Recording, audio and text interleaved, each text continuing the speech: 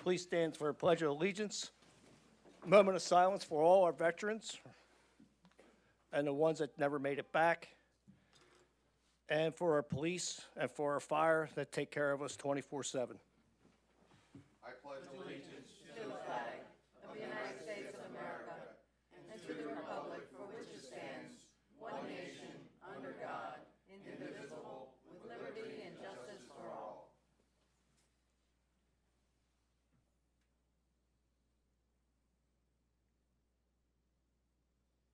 Thank you.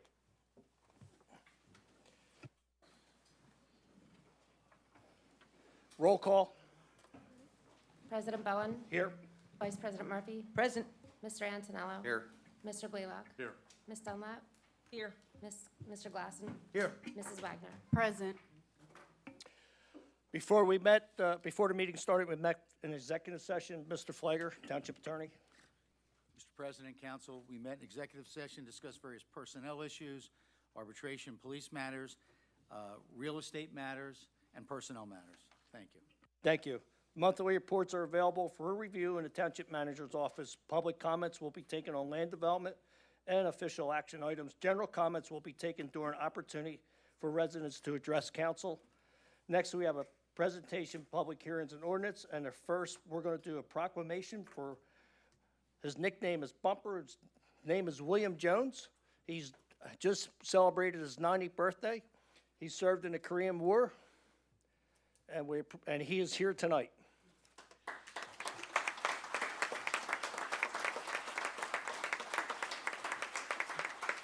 So we have a resolution for you, Bumper. Resolution 2022-87, a resolution of combination of the Township of Council of Bristol, Bucks County, honoring William Bumper Jones. Whereas William Bumper Jones was drafted by the Army 2nd Division Infantry 52-54, and where Williams Bumper Jones ranked as a private first class from 1951 to 1953, and whereas Williams Bumper Jones served in the Korean War, and where Williams Bumper Jones received the medals from both the Army and Navy, and also served in both the Army and Navy Reserves, and whereas William Bumper Jones has lived in Levittown in his original purchase home since 1955, and whereas William Bumper Jones was married to Helene for 40-plus years prior to her passing, and they have 4 children, Charles, William, Denise, and Heather, plus 5 grandchildren, whereas William Bumper Jones has been involved in Bristol Township throughout his 67 years here, even having the fields behind the former Ben Franklin Middle School named the William Bumper Jones Field. Now, therefore, be it resolved that the Township and Council of Bristol Township hereby recognizes and honors William Bumper Jones for his honorable service to our country and Township, and wishes Bumper a wonderful 90th birthday and many more happy and healthy to come. Duly resolved this 10th day of November, 2022.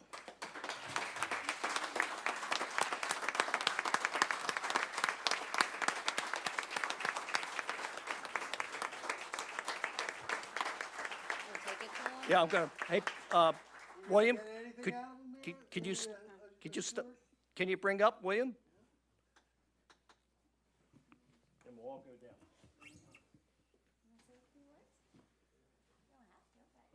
I just want to say thank you to everybody and for our country.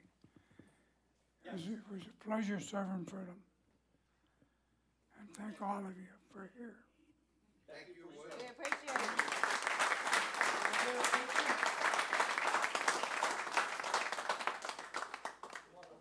Family too.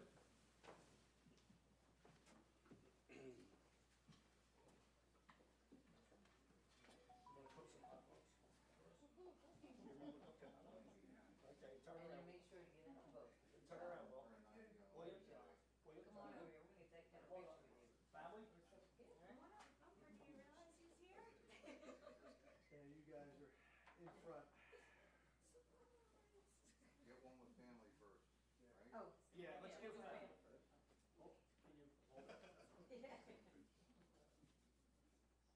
I'll take that picture. Camera. Get in there. All right, here. Get in there. And Get in there. Get in there, Frank.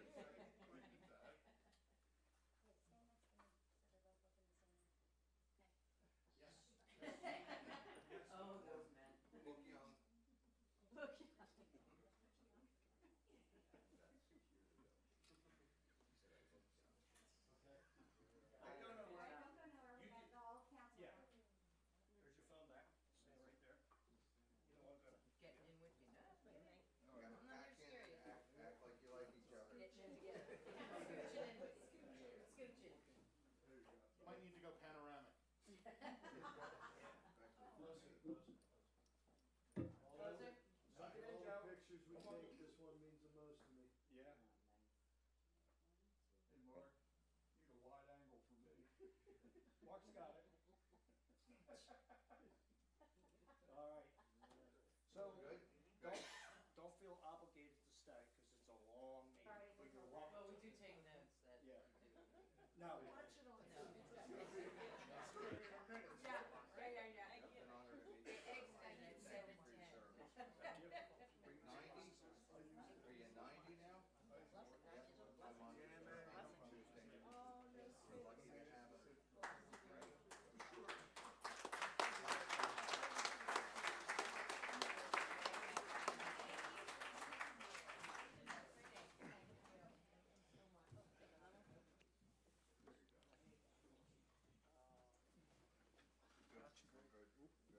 Wait, let me move over. Oh, right, I'm in the picture. Sorry. You're right, sorry. You're welcome. Thank you. Have a great evening. Good thing I'm quick on my feet. Yeah, baby.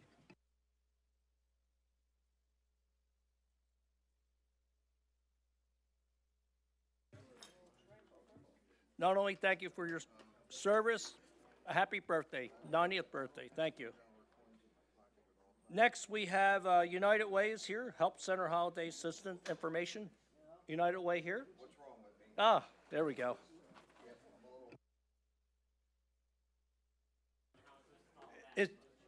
Is that green light on? No.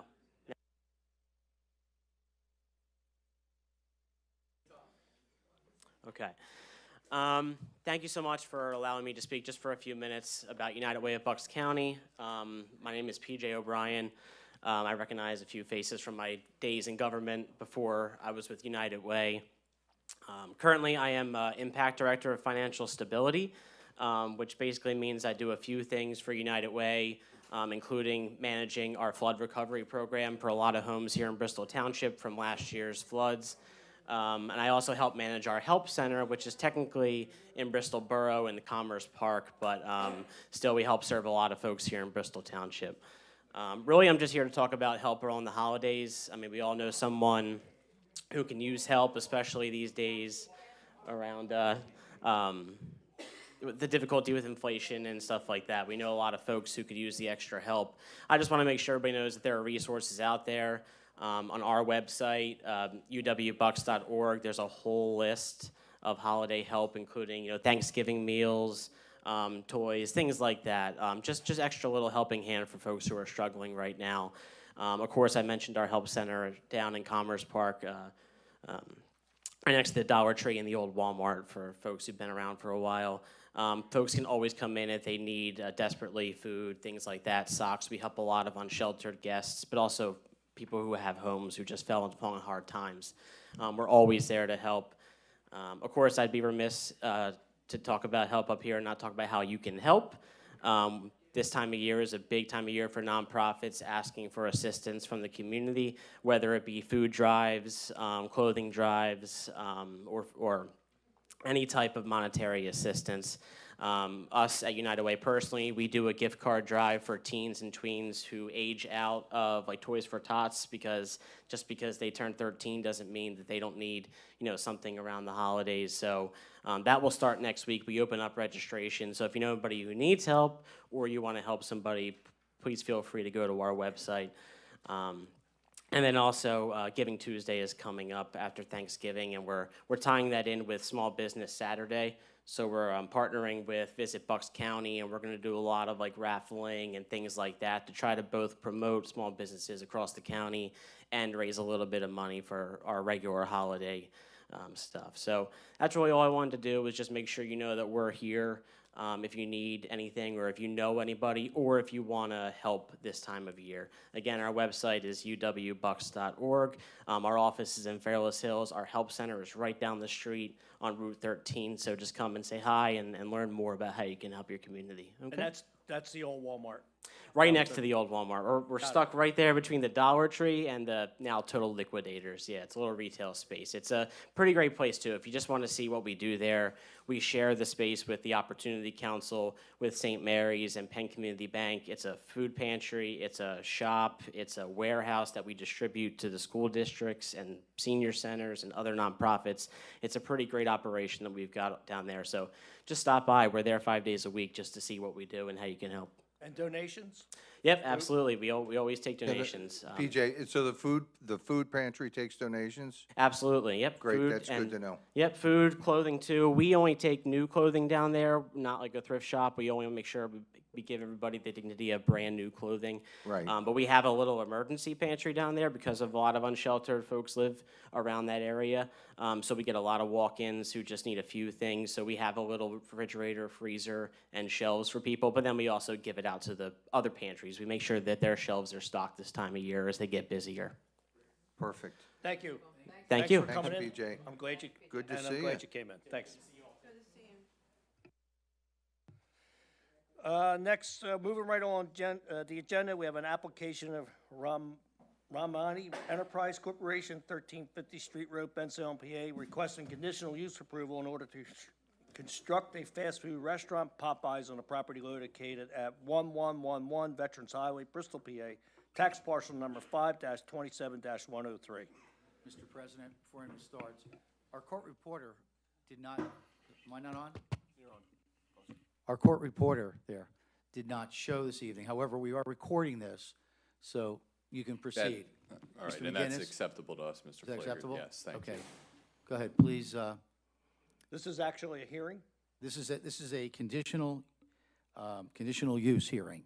Got it. Which means they have a right to do what they want to do, but council has the right to have appropriate or reasonable conditions on their application. Okay?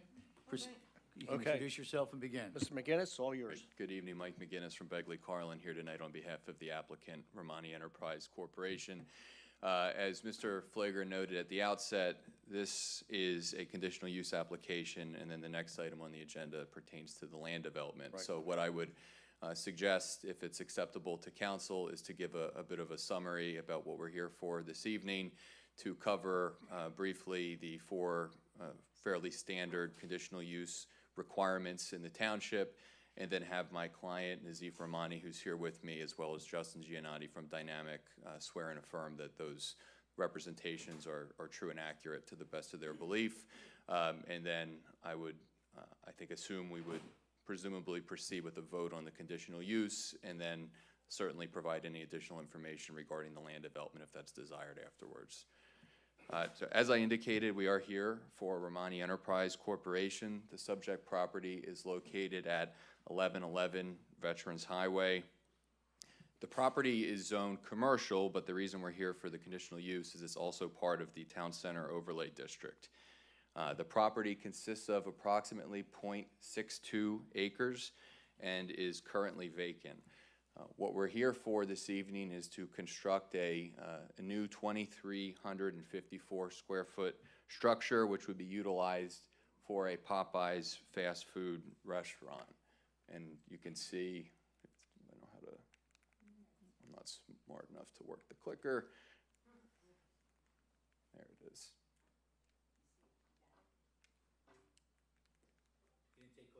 No, I missed that course. Well, there it is, right here. This is the subject site, which depicts where the Popeyes is going to be constructed if we receive the approvals this evening. We did appear back in May in front of the zoning hearing board and received a couple of variances relating to parking setbacks, buffer yards, street trees, and impervious surface coverage. We appeared in front of the Planning Commission last month and received recommended approval both for the land use and for the conditional use. Because of the location in the overlay district, that is what necessitates the conditional use approval, which is pertaining to the D5 fast food restaurant use. The ordinance provides 4 factors that council is directed to consider when it pertains to conditional uses relating to fast food restaurants. The first question is whether this use is suitable for the property in question. I would submit that it is a commercial use clearly consistent with other fast food restaurants in the immediate vicinity. The second requirement is it to be in conformance with the zoning ordinance, and as I noted, we did previously receive zoning relief for this application, and everything else is in compliance with the zoning ordinance. The third requirement is whether it's suitable for highway traffic and access, and we have submitted all the requisite reviews to prove that that is the case with this site. And then finally, is this development in accordance with sound standards of Saldo practice? And again, we can cover this if desired, but we've reviewed everything with Gilmore and Associates, and everything other than our requested waivers our will complies. I would submit substantially that that is the testimony regarding the conditional use that I would have Mr. Romani and Mr. Giannotti offer. Mr. McGinnis, hours of operation? Mr. Romani. Yes, good evening. Hi. The hours of operation is from 10 a.m. to 10 p.m., 7 days a week? 7 days a week. Thank you. We do have 9 waiver requests that are detailed in Gilmore's review letter. That is associated with the land development application. Everything else is a will comply. Do you have anything, you're done with conditional I use? am, yes. Does anyone have any, council, anyone have any questions on the conditional use? This is not the land development, just the conditional use, which is they're gonna comply with all the conditions of the zoning hearing board, and the hours 10 to 10, 7 days a week. Anyone have any questions about the conditional use? Anyone in the audience here tonight have any questions? All right, then I would close. You're done? Yes. I would close this hearing on the conditional use. And council action. Questions in order? Can I be heard? Council action is in order. Yeah. Whether to approve the Thank you. conditional use with the conditions that they'll comply with the zoning hearing board and all the other issues, and their hours 10 to 10, 7 days a week. Motion is in order. We I'll need a make that motion from motion. council. Motion by Mary Ann Wagner, Second. second by Patrick Antonello. Any questions? All in favor? Aye. Anyone opposed? Thank you. Next, land Next- development. Next is the land development, and I substantially summarized what we're doing this evening. As I indicated, Justin Giannotti is here, who has designed the site plan, which is in front of you, and if council desires, he'd be happy to go through that. There are 9 waivers, as I indicated, associated with this project, which have been reviewed and are agreeable to our client with the conditions of the proposed resolution. Can you locate me again on 413? Relative to something else? This is where the former Dunkin' Donuts was that got torn down that we were going to blight. Which one? Of the Dunkin' Donuts that we were going to blight. Golden Donuts. Golden Nuggets. Can we Golden- Golden Nugget, yeah. Golden Donut. aerial? Golden Donut. It's in front of FDR. FDR, right. It's and right, it's Right the, across from it's at the traffic signal. I got you. On the school side. Correct. Got it. Okay, good. I just wanted to get oriented. Appreciate it. Right, and it's close to the light, so it's right there. Got it. Directly at the intersection right there. Yeah, it's at the intersection. Okay. So are you adding a traffic light? Are you going to use that existing light, was one question. Traffic light exists, it's Right. gonna be remain, and we're working with PennDOT to work on timing and everything else. Okay. Traffic light exists. Are you I see traffic boxes, are you moving them, or no? Okay.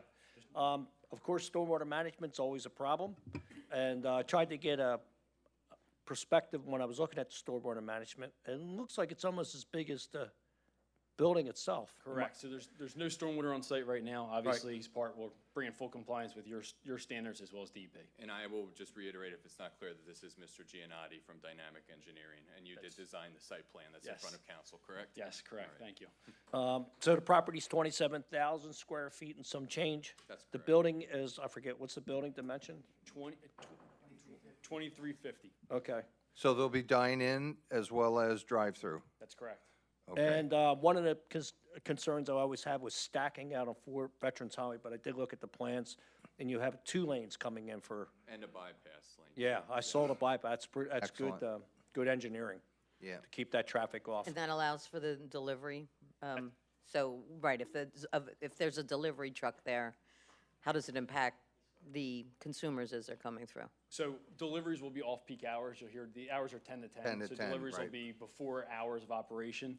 There's plenty of room on site for the vehicle. It's not a large tractor trailer. It's usually just a box fan that gets delivered Okay. here. Okay. Yeah, I think there was a comment in one of the meetings about them being out on the road or No, something along no, those that will lines. not, that will not happen. I'll be on site. All right, beautiful. And that basin is all underground? All underground, all right in the front of the store, all underground, and it's Okay. an infiltration basin, yep. And again, square footage of that basin, just approximately? Square foot, probably about 2,000 square foot footprint. Okay, probably almost similar the to- size of the building. Almost the size of the Okay. store. All right, got it. Any, Mr. Schroeder, can you have any, Township Engineer Schroeder, do you have any comments on this? No. You covered them all. Mr. McGinnis, Yes. can I be heard? Mr. McGinnis, there's an 11-page, there was 11-page resolution agreement that we sent to you. You're prepared to sign that tonight? That is correct. And you'll comply with that? Of course. And your client will sign that this Yes. evening? That's if it passes. If council, okay, so now, my Correct. next thing is, Motion's in council order. action is I will make required. that motion.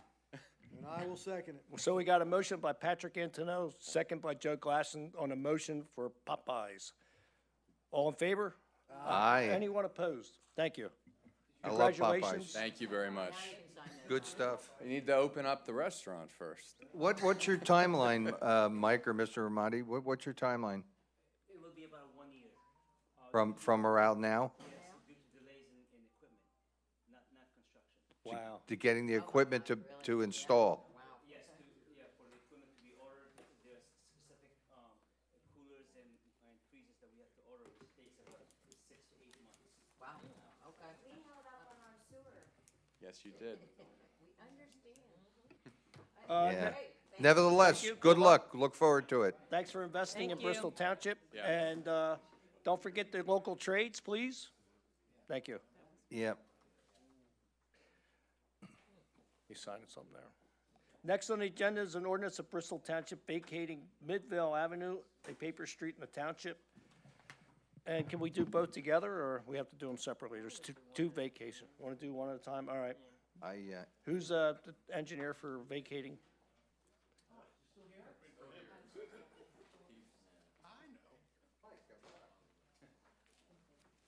Are you vacating the street? Yes, 2 streets. Yes, sir. Wow, Okay. wow. It's high-powered vacating here. One's only being relocated slightly. Yeah, that's plugged in.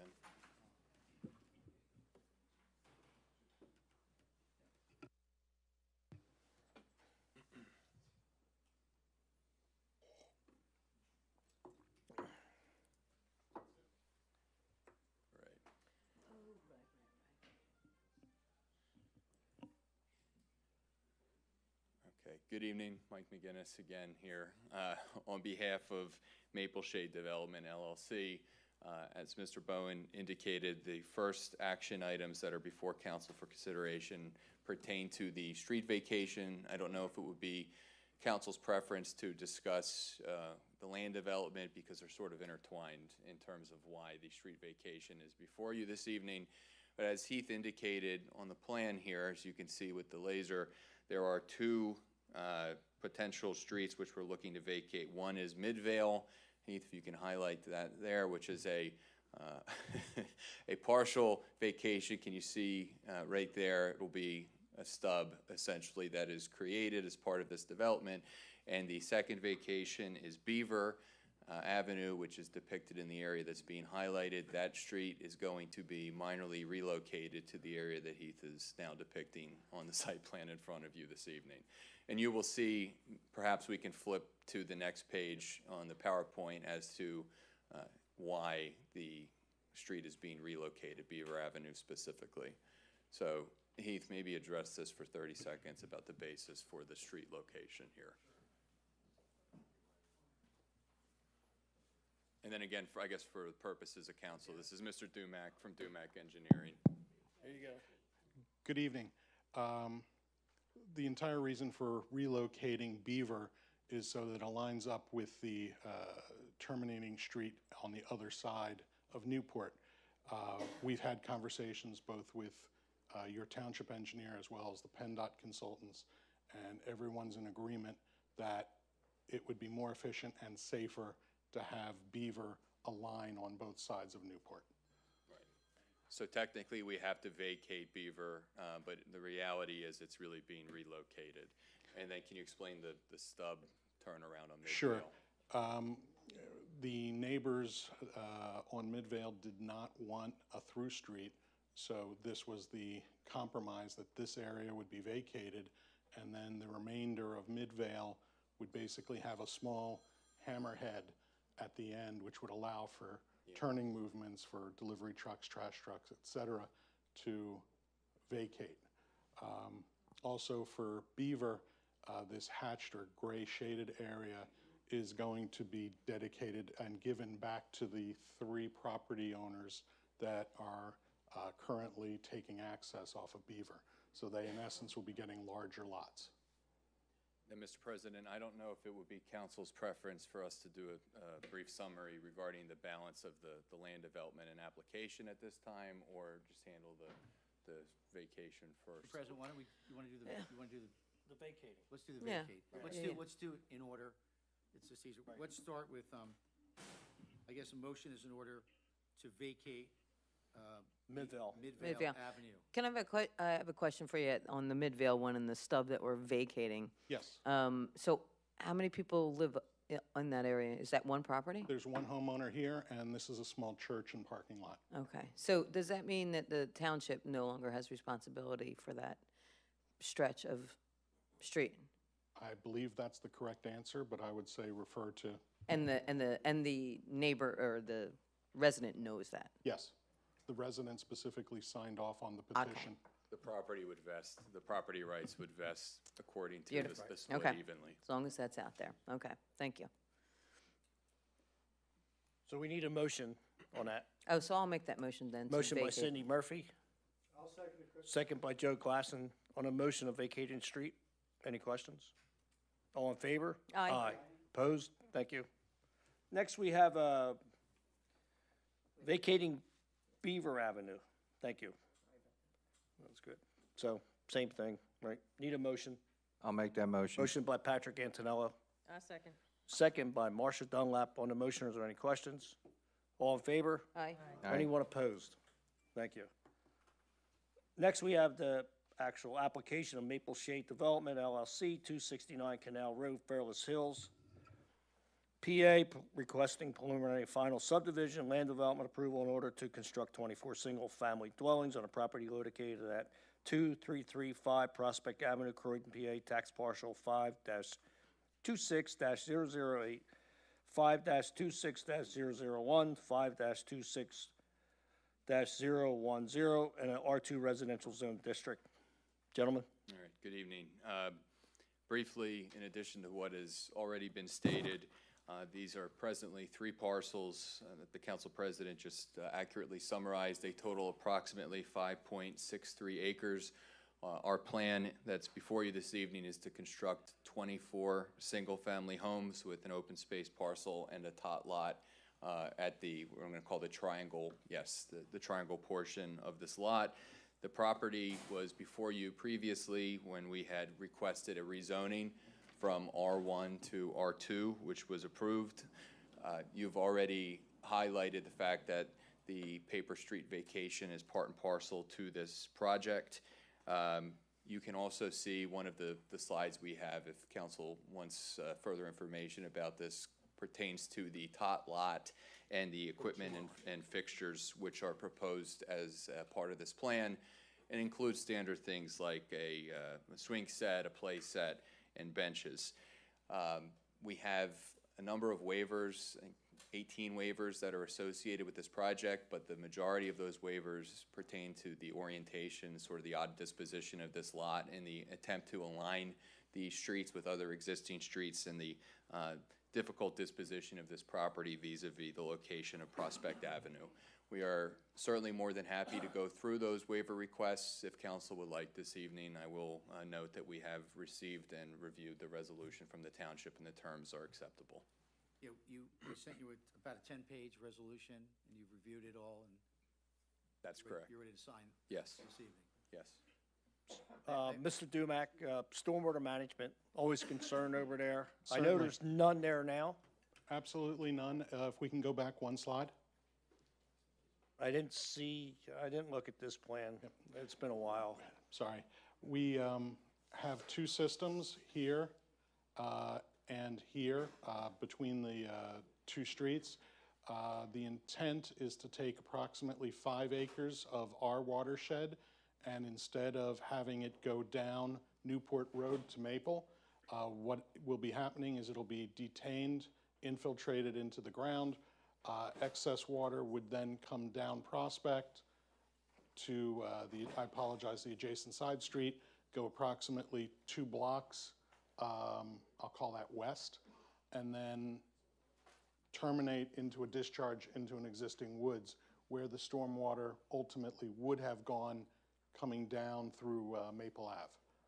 So the adjacent neighbor here and their flooding conditions in this region should be alleviated somewhat, given the fact that we're removing roughly 5 acres of watershed from their backyard. Okay. Maybe I'm wrong. Bucks County Planning Commissions likes to have some kind of wetlands in the plants that absorb water. Is that having that too behind the houses? That will be, I Included. believe, in this area as well.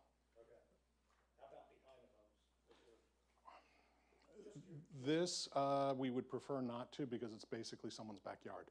And that would become a bit of a policing issue to keep them there. Okay, thank you. So we need a motion. You got questions, Pat? I'm sorry. No, I just wanted to hear what Kurt had to say because Yes. his responses are always so delightful. This is a big project to make sure we didn't have Yeah. issues with flooding. It is. I mean, there's actually quite a bit of legwork that took place to get to this point, you know, with the stormwater, with the street vacations, working with the neighbors. And it's really come together pretty well. So we're actually pretty pleased with where we're at with this. Well, this is the area where there was a lot of flooding on the last storm. July of Yeah. last year. Like, some of them people got really devastated, so we just want to make sure we got this right. In terms of that stormwater, right? I was just reminded by the owner, and I guess I'm being chastised, there are 65 stormwater structures that are going to be put onto this property. Behind the Inlets, homes? boxes. I remember talking about this and so, yeah. I'm sorry? You mean structures by basins? Basins, inlets, Okay. all of that we are putting 65 in. And I'm sure he would like less. Stormwater controls. Correct. All right. Yeah, I'll make that motion. Motion by Patrick Antonello, I'll second it, Chris. second by Joe Glassman on the motion. Is there any questions about this project? All in favor? Aye. Anyone opposed? Gentlemen, good luck. Make sure the neighbors, you take care of the neighbors, no what- impact. Matt wants me to. I also have a, what's the timeline? Starting excavating, Watch what you dirt wish for. movement, and. Right, I saw that in here. Thank you very much. Have a Well, good good luck. evening.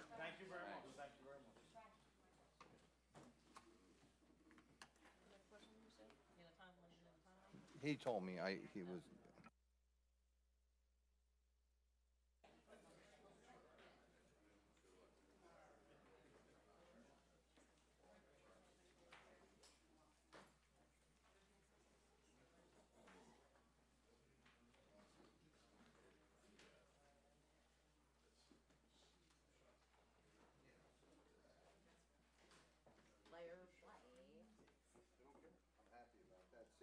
Thanks. Have a great night.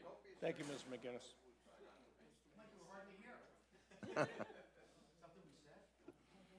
All right, moving right Yeah. along, we have an ordinance amending the Bristol Township zoning ordinance, chapter 205, relating to the regulations for use age-qualified residential community and to provide for dimensional and other regulations. Mr. President? Oh, could I right. Okay, Just read it's a hearing. Title. Is this a hearing? Got it. Yeah, let's open the hearing, but it's not a, we don't need a court report. And public hearing. The ordinance is an ordinance of Bristol Township Council amending, you said that chapter 205 of the Bristol Township Code of Ordinances to repeal the definition of site area, buildable, and replace it with a new definition of site area, net buildable, to create a new use, A.41, garden-style apartments, and to provide use, dimensional, and other regulations. Therefore, to amend the regulations pertaining to the use, A8, age-qualified residential community, and to permit certain projections into a required yard from a private street. Thank you. That's the official title of the, Okay, that's it? Well, since it's a hearing, we can do comments from the public? Yes, absolutely. Any comments on it? Matt McHugh, attorney from Claire Harrison, representing JRSGF LLC, developers of the John Fitch and Abraham Lincoln site. We've worked with staff to create this ordinance over the last year plus, if not more, 2 years, I'd say. It's gone under extensive revision as we've kind of comprehensively worked through this. The A8 use was something that you already had in your ordinance, but when we looked at it, it really wasn't something that was developable.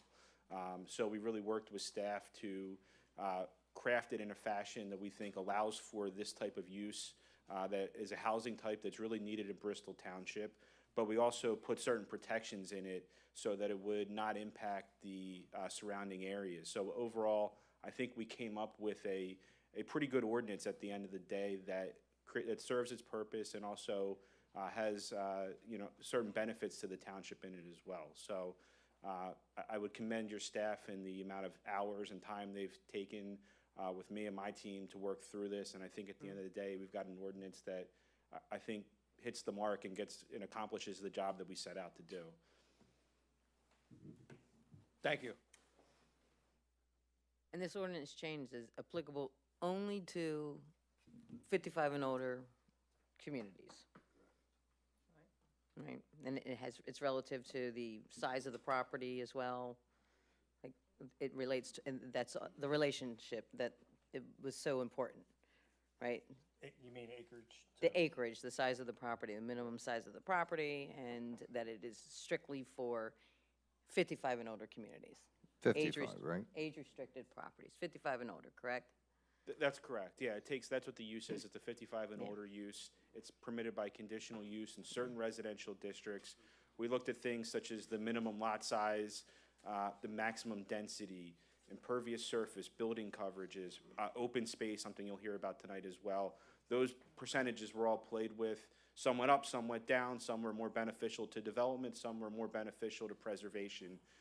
It contains things that it's got to be a privately maintained development. We limited access to existing neighborhood streets so that there's controlled access and we don't have houses coming out into the existing neighborhood. So there's a lot in there.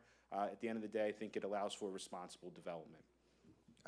I don't seem to have a copy of that ordinance that was that available? Was that made available? It was in the packet. It's on our website. Thank you. I think for the people in the crowd and the residents, could somebody go over in detail and for the layman to explain exactly what we're doing, please?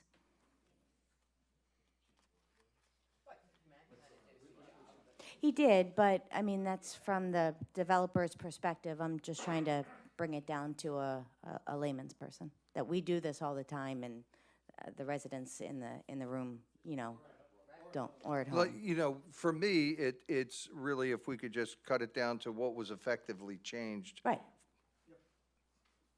Okay, That, we're going through that right now. okay.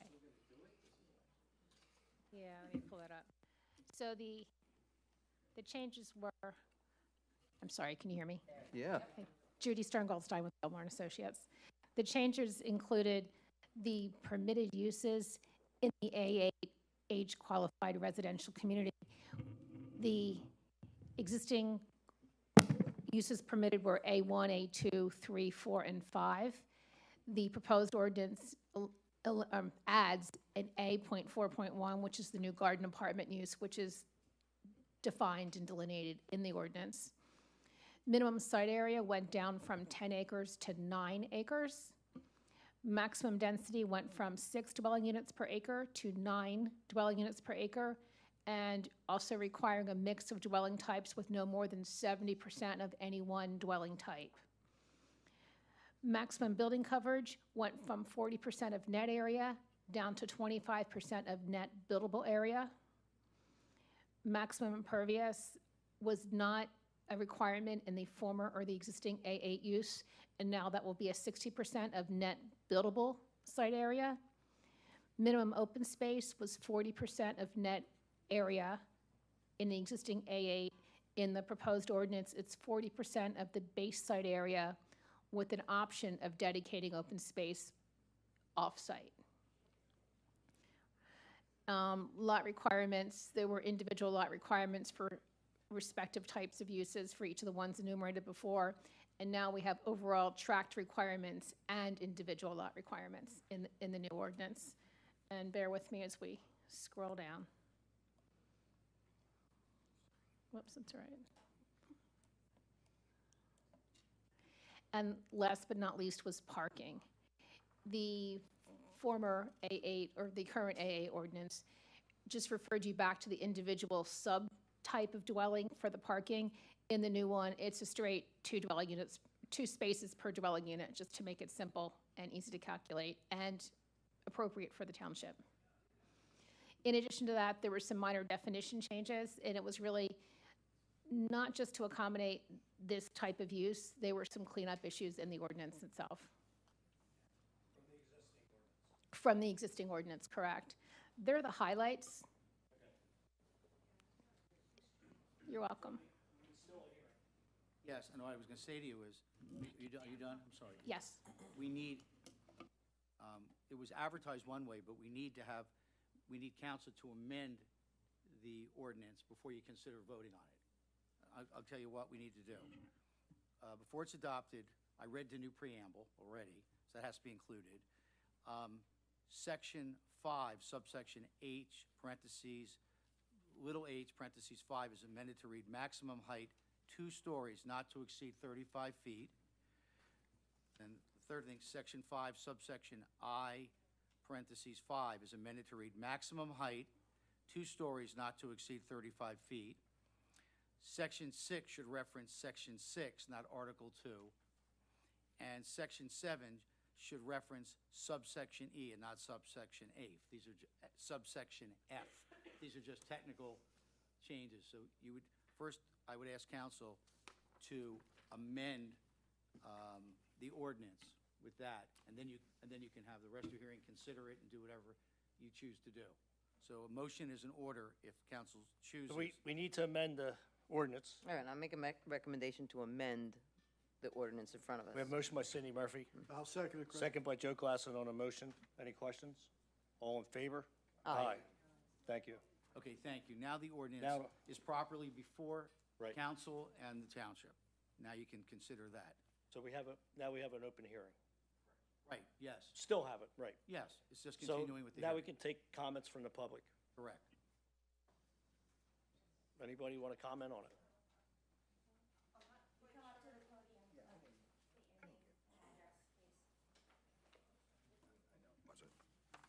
This, I don't know if this is the appropriate time for me to speak about, I assume this is the Excuse- John excuse- Fish School. My name is Heather Parker, and I live at 8 Grove Lane in the lovely neighborhood of Greenbrook.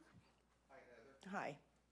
So I'm not sure if this is where I should start speaking about how we feel about the whole John Fitch development, or I need to save this for at the end of the meeting for public comment. But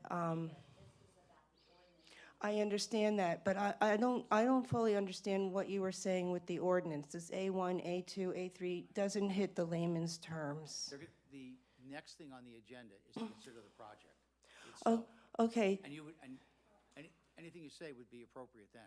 Absolutely. Okay, this is all new to me, and so That's fine. I just don't know at what point do I say, well, wait a minute, don't vote on this yet because we didn't get to express how we feel about what's going on to our trio of neighborhoods. So I understand that there's an ordinance change, but I don't know if we need to say something now, or I don't understand half the lingo. So is this going forward, or are you postponing it because you have to vote on it? This is just on the ordinance. Let me say this, the ordinance that we're going to vote on momentarily, Yes. what we did was clean it up because it was, Not good. yeah, it was an ordinance that was really inappropriate, and it didn't really come into effect because we haven't had this in our township before. So regardless of how we feel about this particular project, it was important for us to fix this ordinance so that it gives the township the ability to make sure that any developments of this kind are done appropriately. So regardless of this development, this is just an ordinance to address any of these types of developments. It doesn't really have bearing specifically right now. It has bearing on a township code. Okay. That I do understand that now, but I just got a little concerned because of the That's good. detail So that's unless coming you up have a behind. specific question about the ordinance, So am I I would wait till the next item on the agenda. So I understand now that instead of, it was a 6 houses goes to 10 houses per acre? I didn't understand what that meant. There was a 6 to 10 change? What does that mean? Per units per space. So it sounds like you're kind of making it a little more dense of a neighborhood with the quantity? Well, it depends on the type of a building, and that would be erected or developed under this specific ordinance. So there was a couple of changes in there, and I'll let the experts who wrote it comment further on that.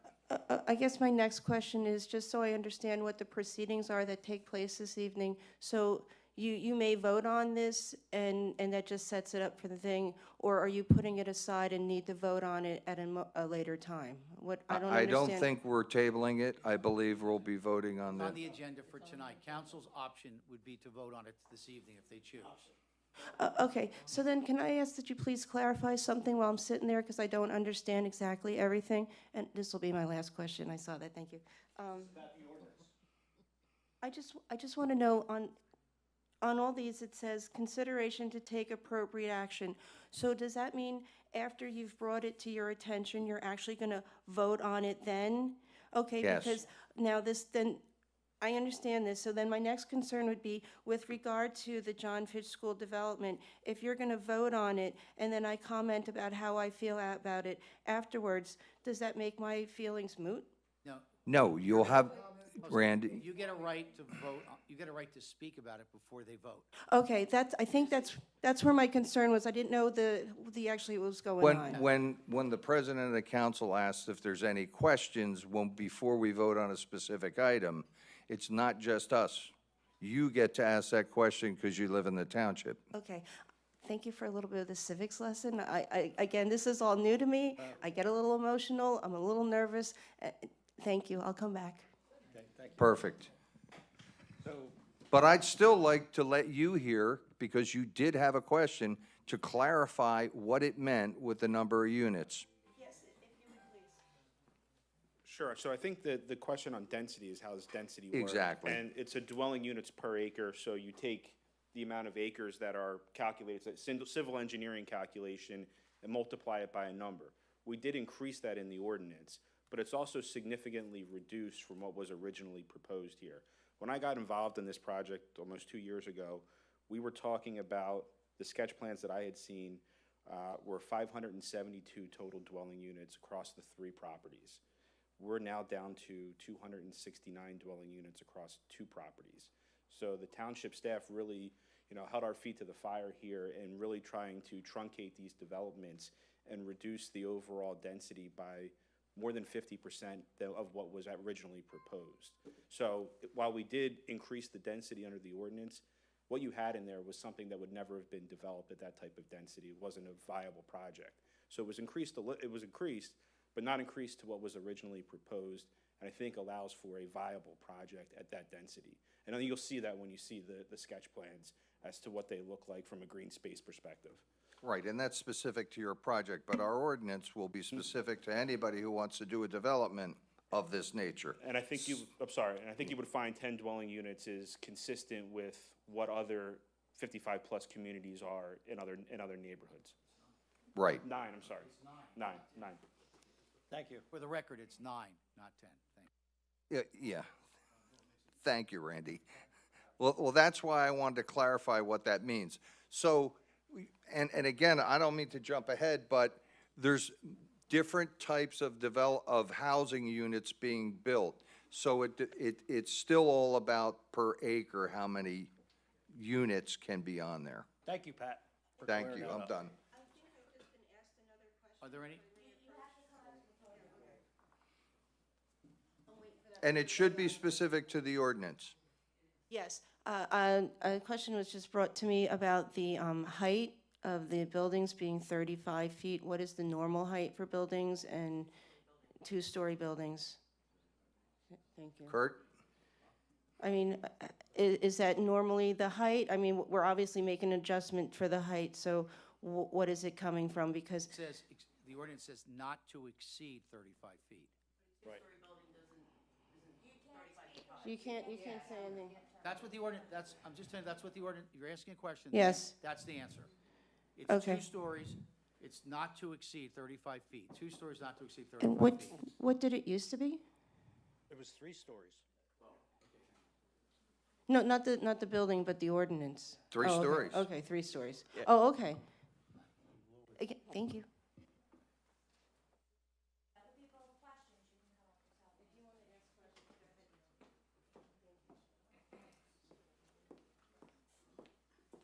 Hi, my name is Linda Martine. I live on Greenbrook Drive, 44 Greenbrook Drive. Hi, Linda. Hello.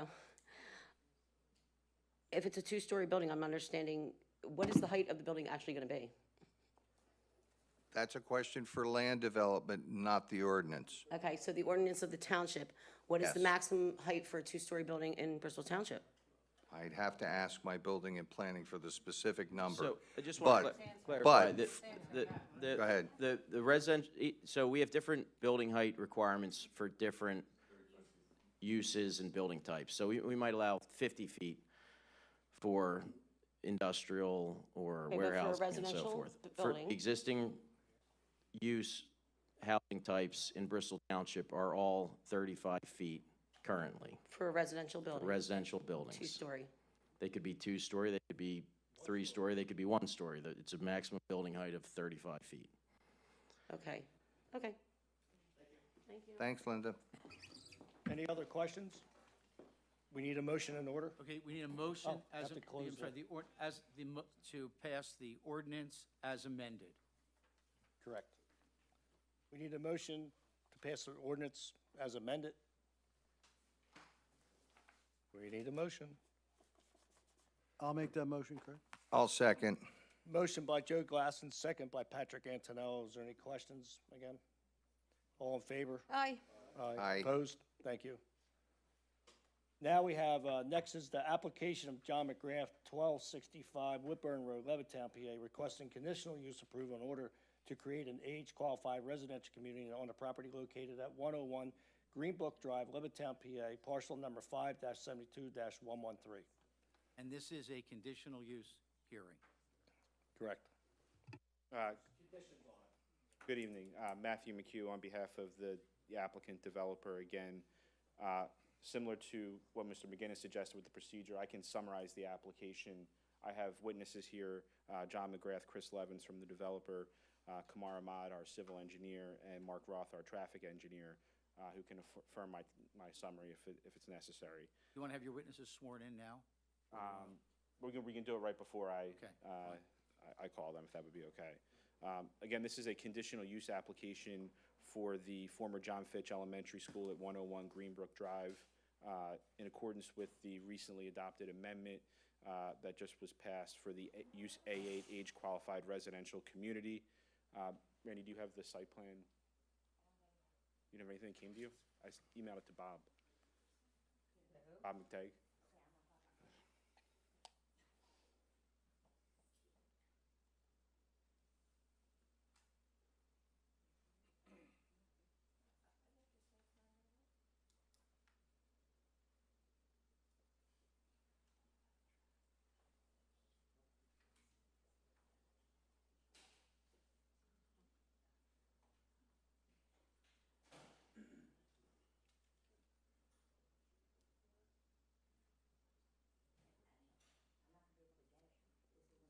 You're not gonna be able to get it? Okay.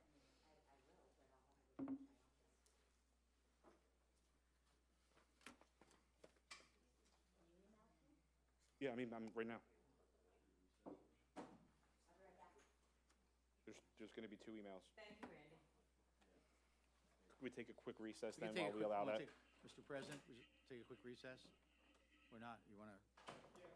We need a little quick recess to get our technical situation straightened out, so we need a motion to recess. For 5 Motion. minutes. Second, third. All in favor? Aye. Thank you.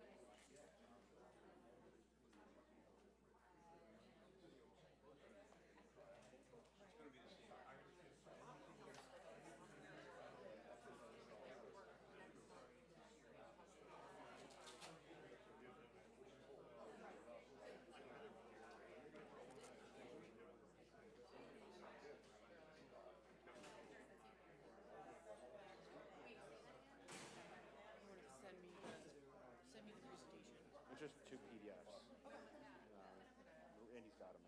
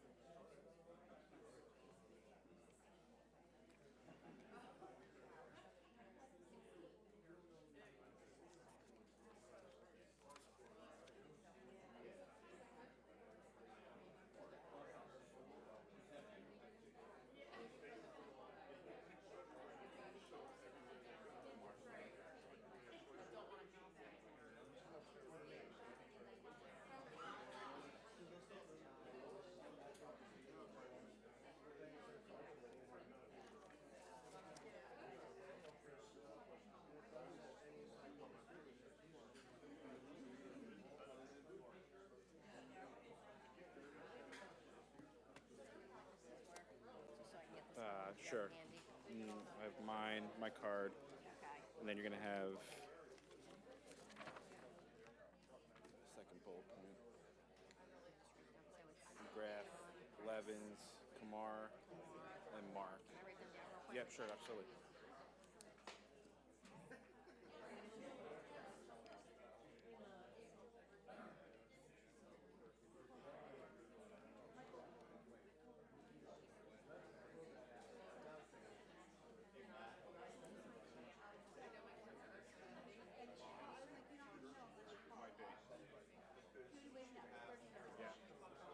what they're doing, I think.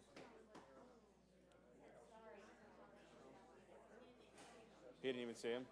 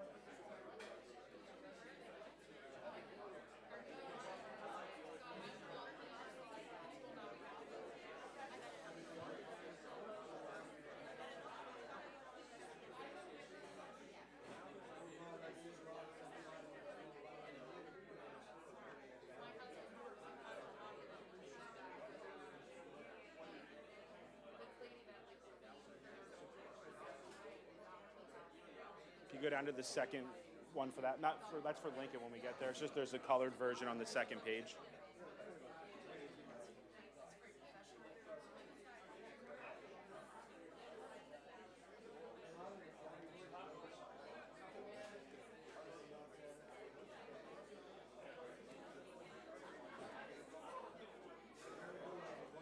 Yeah, we have both of them, yeah. That's Lincoln.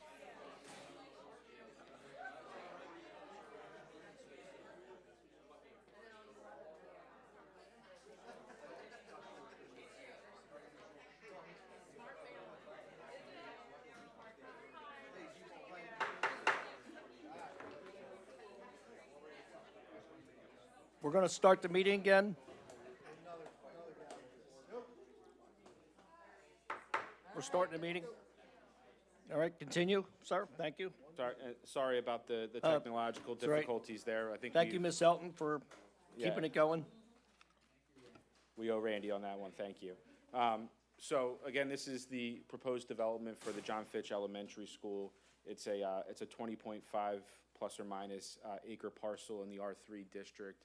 It is subject to the A8 age qualified community use, which requires conditional use approval. The developer is proposing to demolish the existing school and developing the property as a 180 unit 55-plus residential community with associated amenities. I know council has seen and got an explanation of the different types of units, but I know there's some residents that are here, so I'll try to explain that briefly again. There are three types of units that are being proposed here. There are 60 quads. Those are the ones that go around the exterior of the property, and they are one-story residences, 4 in each block. They use a shared driveway to access their unit, and there's 2 in the back, 2 in the front. There's 60 total of those. Those are one-story, about 28 feet in height. There's then 48 flat units. Those are these in the middle, right here and there. Those are what we call essentially stacked townhomes. There's 1 unit on the first floor and 1 unit on the second floor. They take an access from their individual own access out to the street, the private streets here. And those are 2-story buildings. They'll be less than 35 feet, somewhere in that 32-foot range. Then finally, we have 72 of the senior apartments. Those are along this portion here. When this project was originally proposed, those were proposed as 3-story buildings. One of the major contention points the township brought to our attention was having a 3-story building would not keep with the character of the neighborhood. So we moved this down to a 2-story building. It's essentially the same height as the stacked flats, 32 feet. It will be less than 35 feet, which is the permitted height in the underlying district. And the difference between those and the flats are that you take entrance like a typical apartment building, and that units have a common hallway that they go out, down an elevator, or out through the first floor, out through a main entrance. So they don't have their own independent entrance to the outside. That's the significant difference between those two. Those will be rental units, whereas everything else, the quads and flats, will be for sale, fee ownership of their individual units. As part of the development, I'll go through some of the highlights of the proposed development. There's an existing playground and basketball court on the Fitch School. We are proposing to provide a new playground and basketball court as part of the overall development. So that's see in that area. One of the conditions that's in the Gilmore letter is that we have to provide fully engineered playground details to the township engineer for their review and satisfaction, which we will do. There is a required Class A buffer that is being provided along all exterior property lines. And what I'll say is we provide what I'll call an enhanced Class A buffer, and that the Class A buffer is what the ordinance requires. But one of the things township staff really asked us to do was to provide additional screening and buffering wherever we could along those exterior property lines. So our latest plan set has included a little bit beyond what a Class A buffer would provide. So we've added some additional plantings there to help screen the use and the development from the existing neighborhood. And I think we've met with a pretty significant landscape plan there that provides that screening. In addition, one of the original waivers we had on the site was for curb and sidewalk along the exterior. We've removed that waiver and are providing curb and sidewalk along the entire exterior of the property. The actual interior development is a self-contained and self-sufficient development. These are all private streets. The parking, it's all maintained by the community association. There's no obligation or maintenance obligation on the township. We've controlled access. There's 2 access points to the neighborhood. You have one at Short Lane right there, and another one at Short Lane's down here, and the other one at Greenbrook Drive. That was part of the ordinance that was just adopted, and one of the provisions that was put in there was you couldn't have direct access from any of these units to a neighborhood street unless it was a controlled access point, such as what is shown on the plan. You also have a clubhouse there, a pool, a bocce court, which are amenities for the residents. Finally, there's stormwater management proposed here. There's an underground basin in these parking areas. You also have 2 wet ponds, one there and one there. And then one of the parts of the ordinance that was significant here was the open space requirement. That was increased from what was in the original A8 to 40% of the base site area. So there is 4.3 acres of open space on John Fitch development right here. And open space is a tricky concept because there's certain requirements that have to be met for it to be counted as open space. So what you're seeing is there's open space and attached. You can't really see it on the plan, but a lot of this interior green, all the green does not necessarily count as open space.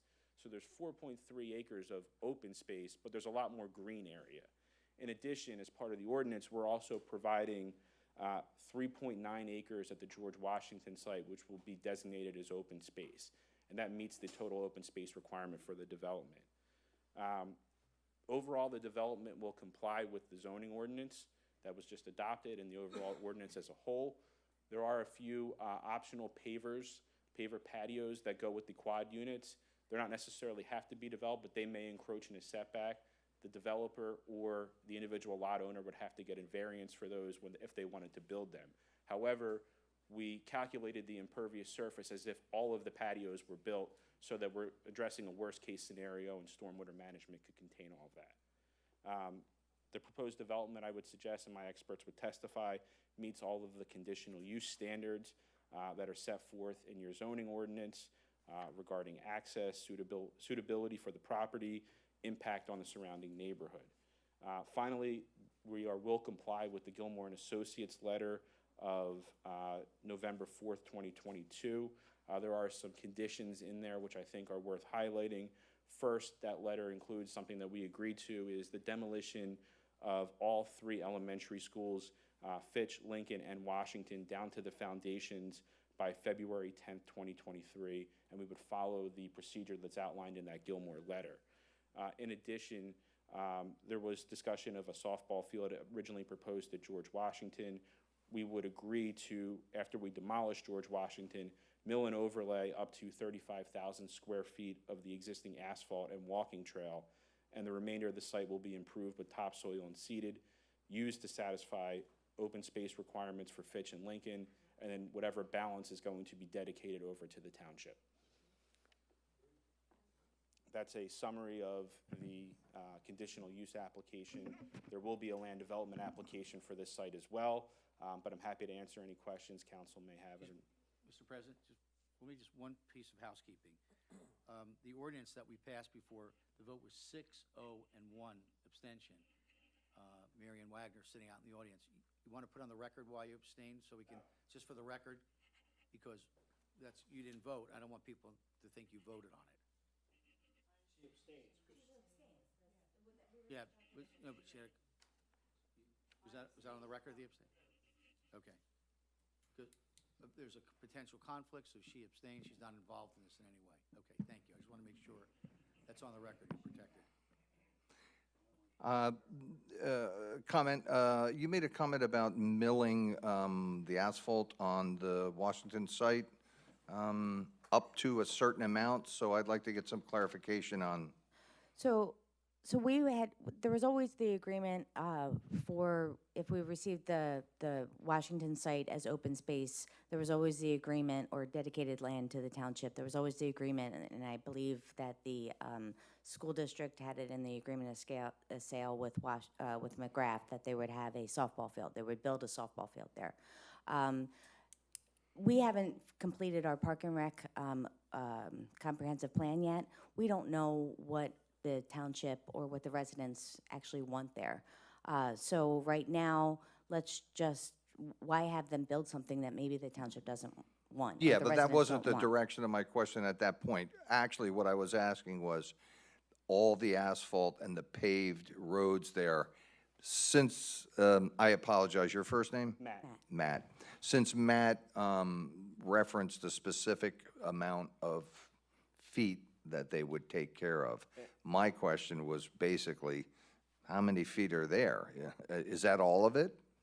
No, I think Is there's that- substantially more than 35,000 square feet, but I think what the intent is, there's some areas of parking that we're serving the school that are in pretty good shape, and the building footprint itself is pretty large, but the idea would be that we will create a plan that will utilize to the best extent we can an area of approximately 35,000 feet to serve as parking for the park, whether it be softball fields, basketball courts, a passive park, walking trails, to be determined. But and let's- frankly, I'm leaning towards passive myself, just knowing the nature of the property. So instead of taking a completely lawned area and having the developers remove all of the existing asphalt and concrete. Yeah, so then, make it simple for me.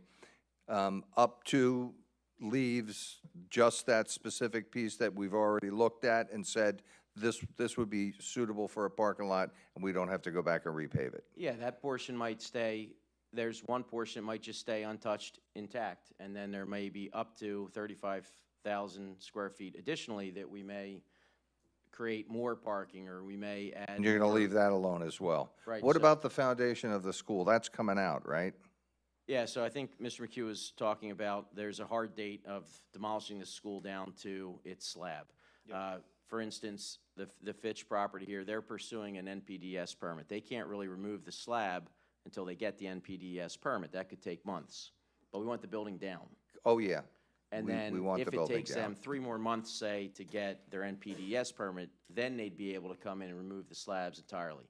As for the Washington site, which is, if all this goes through, would be dedicated to the township, they will again, by February 10th, remove the building down to its foundations, and then in the meantime, if they need an NPDES permit, they would pursue getting that in the course of the next few months, and then they would remove all of the remaining foundation and slabs entirely. And they'll also give us a sign-off on the environmental at that site to make sure there's no environmental concerns. Yeah, and the Gilmore letter has kind of a drop-dead date on that back end as well, so it's not open-ended. We just didn't want to go into all the detail, but there's a whole process that Kurt and his team have laid out. I understand. And, Along with yeah, escrow funding, too, to secure. Right, and that we had talked about that, so I get that. Yeah, that's all I wanted to clarify, just so I have a sense of what we're actually going to do with that paved area, so forth and so on, and determining what we do with the park, to be determined, right? Thanks, Matt. No, Thanks, thank you. Kurt. Thanks, Randy. That was my main question on that part. Anybody else? I don't know. No, good. Should we, can we ask questions? Absolutely. Right. This from is the- a from conditional the use audience? hearing. Is this a conditional hearing? Yeah, council Yeah. should ask questions, and then the Yeah. public. Oh, anybody want to come up at this point? Do we just want to explain before the process, the long process that we've gone through the years? We've received several emails. Do you want me to explain it? Sure. Okay. Over in the last, Okay. But just before everybody comes up, maybe we'll just explain the process. Over the last couple of days, we've received a bunch of emails saying, why can't the township purchase these properties? Why can't they become parks? Okay, we don't speak out, just there's a process. Maybe we'll back it up. So the process is, they open it up for public comments. You come up to the podium, you state your name, and you have your public comment.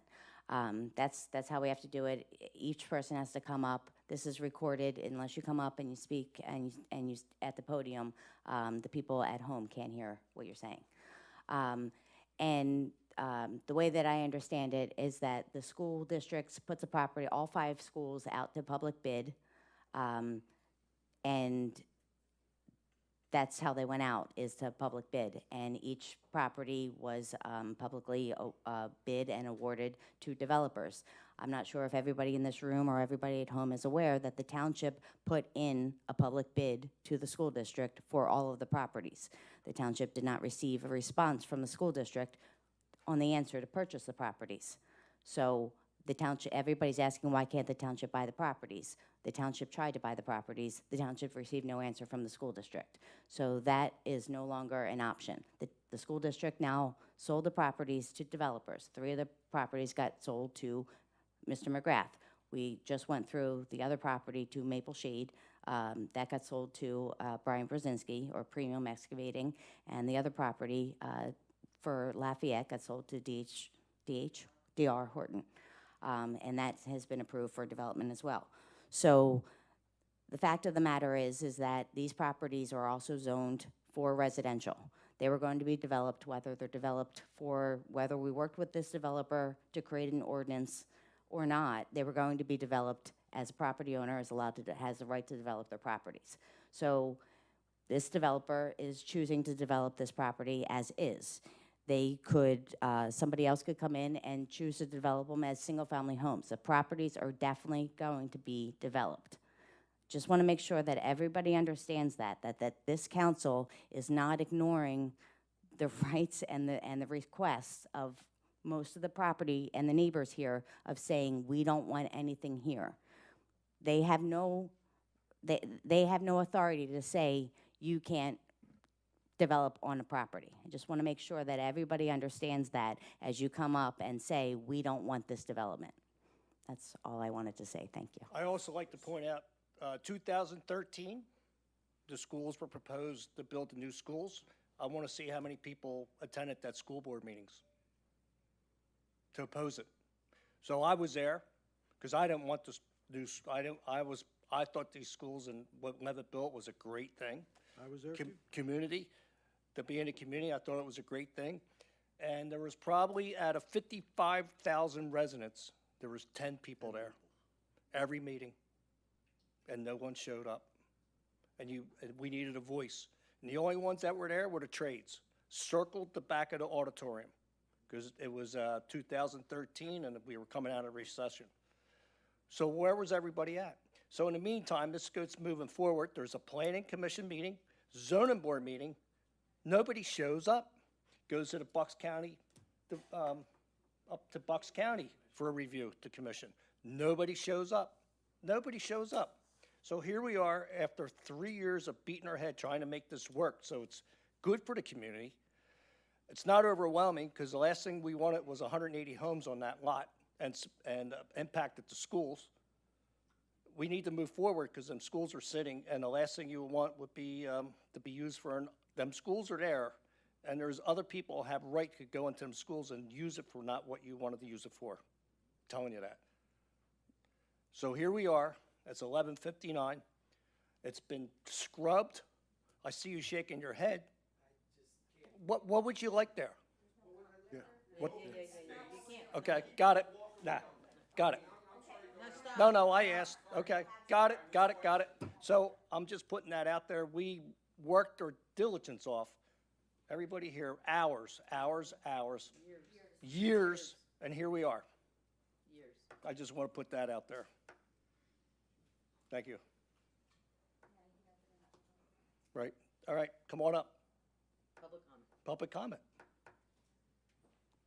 And not that I don't understand the sympathy and empathy of this project. Everybody wants open space, but we're just can't, it's too late. It's been sold. Like New York, that's all I'm saying.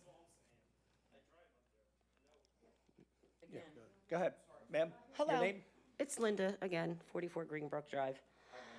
Hello. Okay. So in answer to your... In answer to your question, why no one was there, I don't think that the residents were aware that the previous hearings were about development of the property. We didn't find out, or at least I didn't find out about the development of the property and the properties being sold until a couple of years ago. Ma'am, just one thing before you. We had a public, 6 months ago, I didn't. The builder sent letters out. Yes, I spoke to the builder The myself. place was packed with people for it. I spoke to the builder myself at the meeting at the school. Okay. I went down and spoke to him. So let me start off with, the original purchase and development agreement with Levitt was that the properties stay as green space if no longer needed for schools or for the LPRA buildings. I don't know what happened with that agreement, but apparently it was thrown away.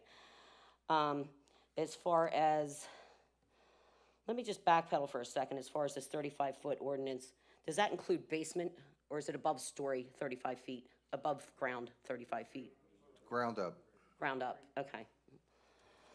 Okay, so that's answered. Okay, As far as, the traffic and the speed that people fly down Greenbrook Drive as it is, and most of the thoroughfares in between our communities, as far as Golden Ridge Drive, they put slow signs on the drive that people use to cut through to get to Acme and stuff like that.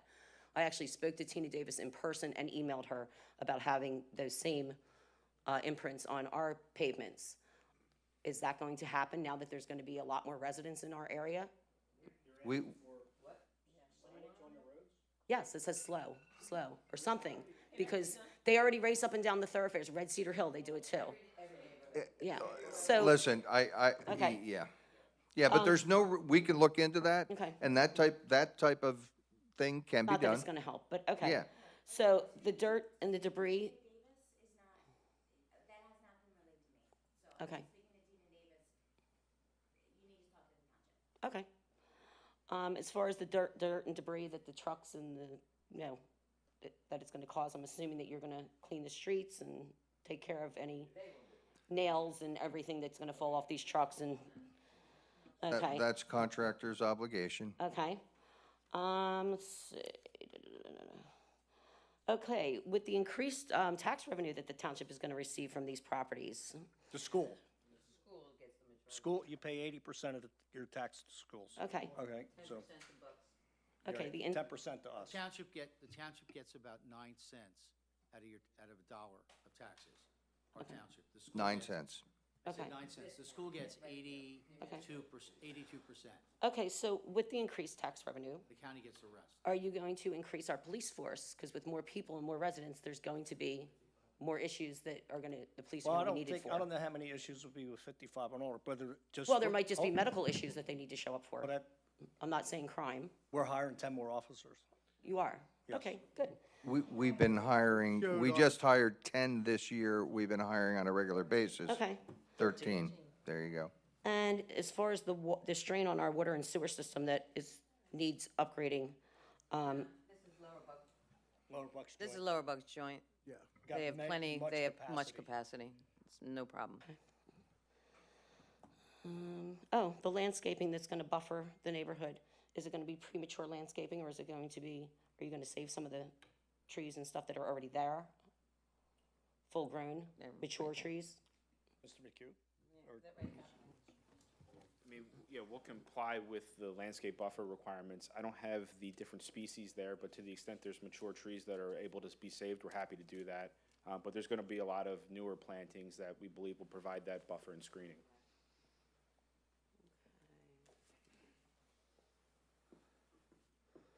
Okay, I think that's every question that I had.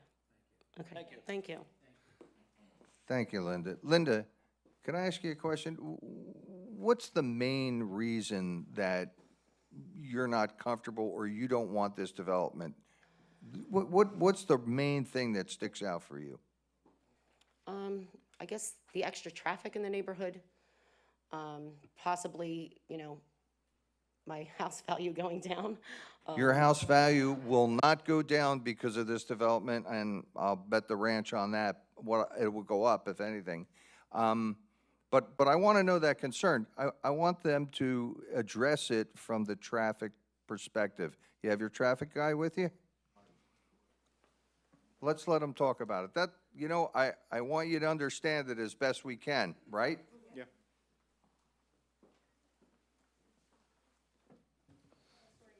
Yep. Do you solemnly swear the testimony or affirm the testimony you're about to give will be the truth, the whole truth, and nothing but the truth? I do. Sure, it's Mark Roth, R-O-T-H. Yes.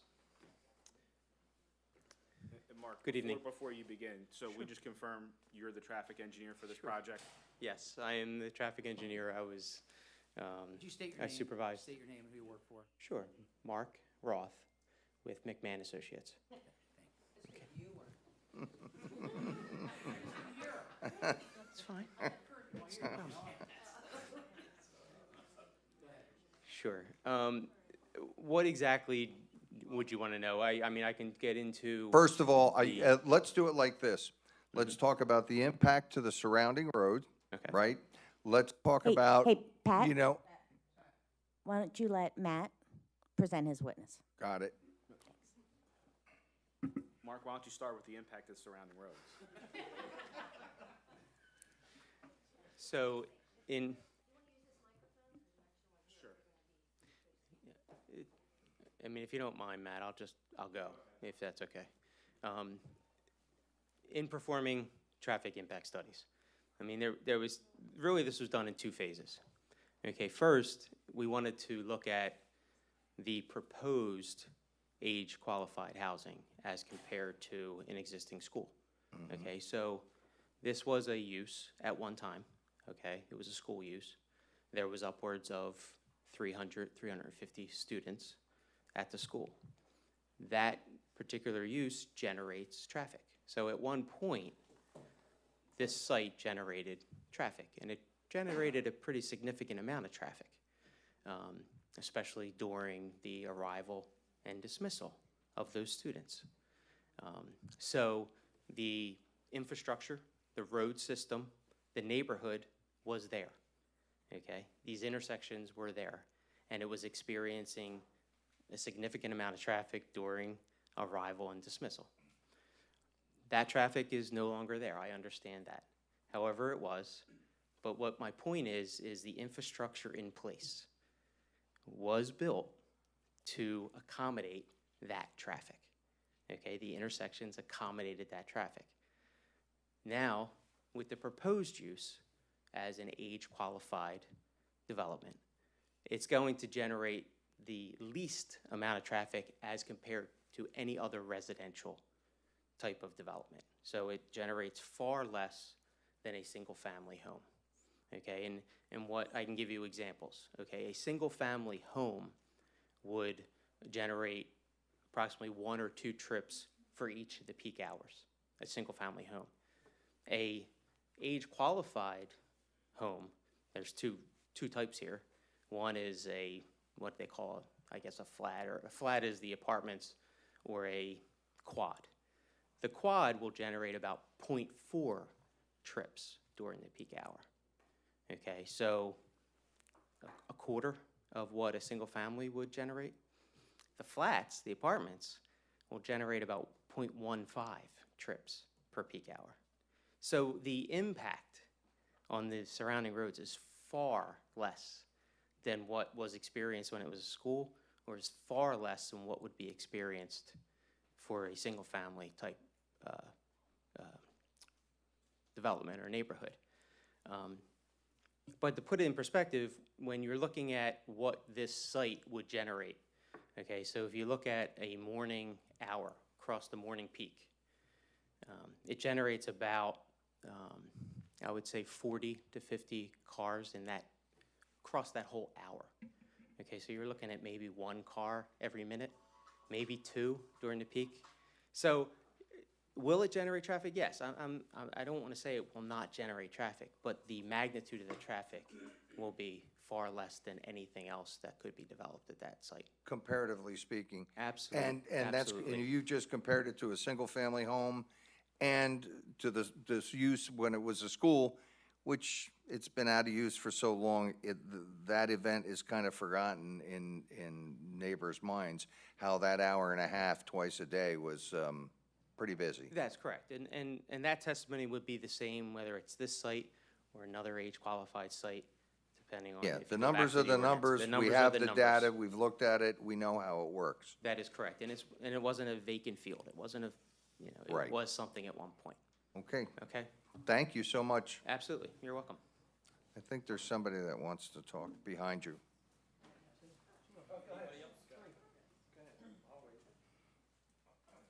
Hi, Connie. Hello.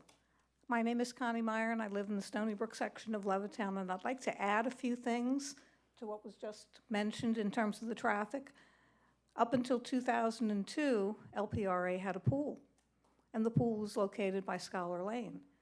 The amount of traffic that generated during the summertime was incredible. People from Kenwood, people from Junewood, people from Crabtree, all converged on that area up until 2002. People forget that. The other thing is when John Fitch was closed for the summer, we had the largest Little League in the entire country using those fields. From 8 o'clock in the morning until, oh, I don't know, 6 or 7 on a Saturday. Now batting, anybody want to forget that?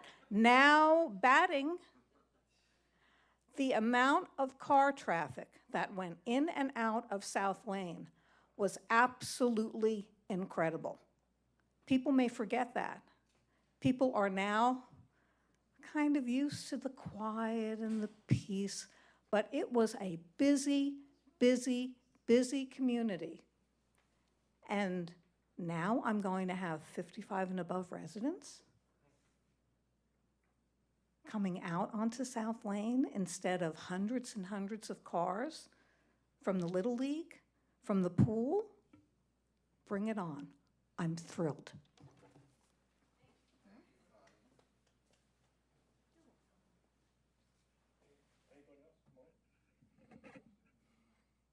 Hey, my name is Earl Williams, from 39 Sugar Maple Lane.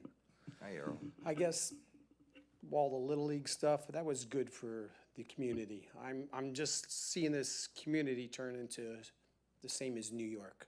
And I just don't, you have no open space anymore. It's just, I'm a little late to the game. I understand how you explain that. And what I'm trying to say is it's not good. It's not good. And I wish I would known better, but my parents are a little bit elderly and I didn't get a lot of information from them, but now I'm more there because they're even more older, so. And I just want to say, I don't think we, as a school board did, I don't think we should sell our commons like that. You know, it's just something we should keep.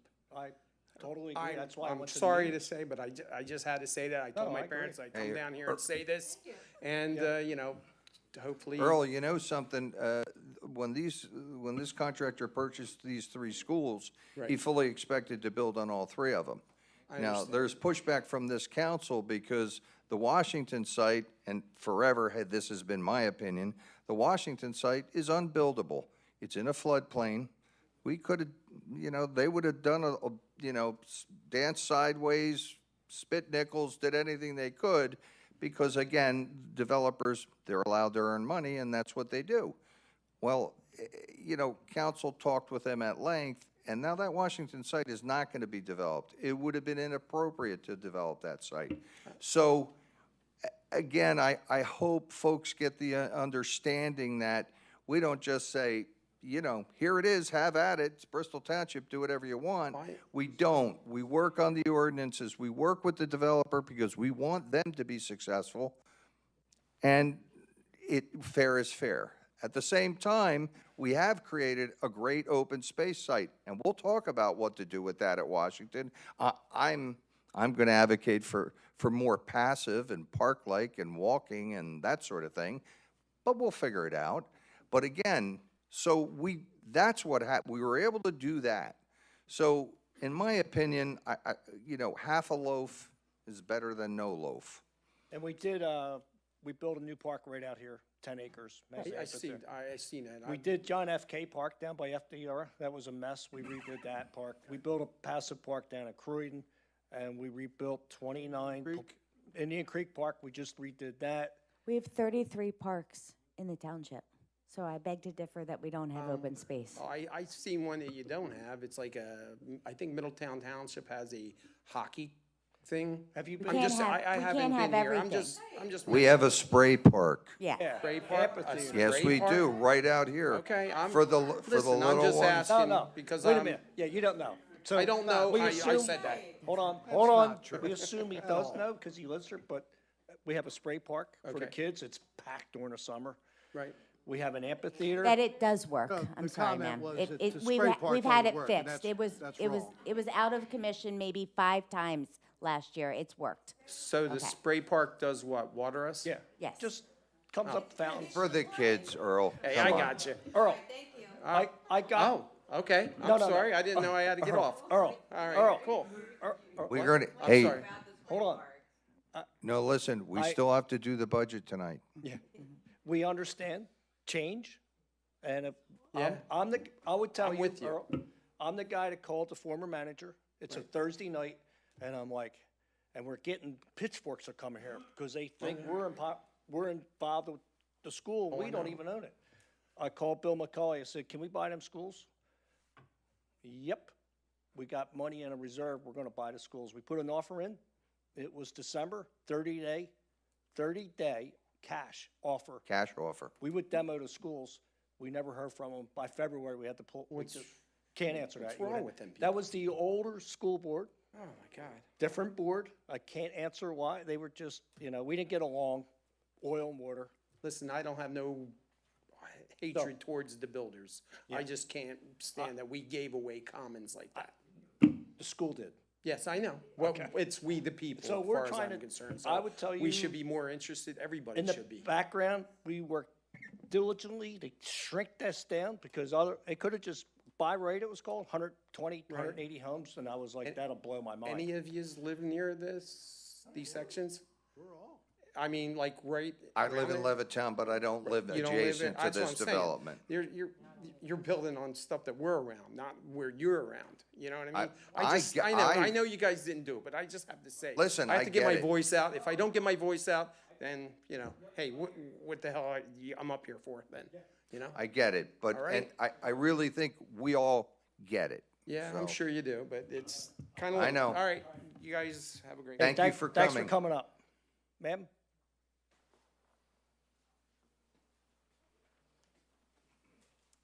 Thank you, Heather Parker, 8 Grove Lane, great neighborhood of Greenbrook. Again, I'm not sure if I'm here at the right point. You gentlemen asked the woman before me, what is it that you don't want about this? And I can tell you, we don't want the apartments. I understand that Mr. McGrath bought this property with the intention of developing it. And I understand that we're past the point of it should be an open park. I am naive about a lot of things, but that one I got. So the problem that, well, hang on, I gotta look at my notes for this, and this is where I'm gonna get nervous. So, It's all good, relax, take your time. thank you, I appreciate that. I did last minute homework this afternoon.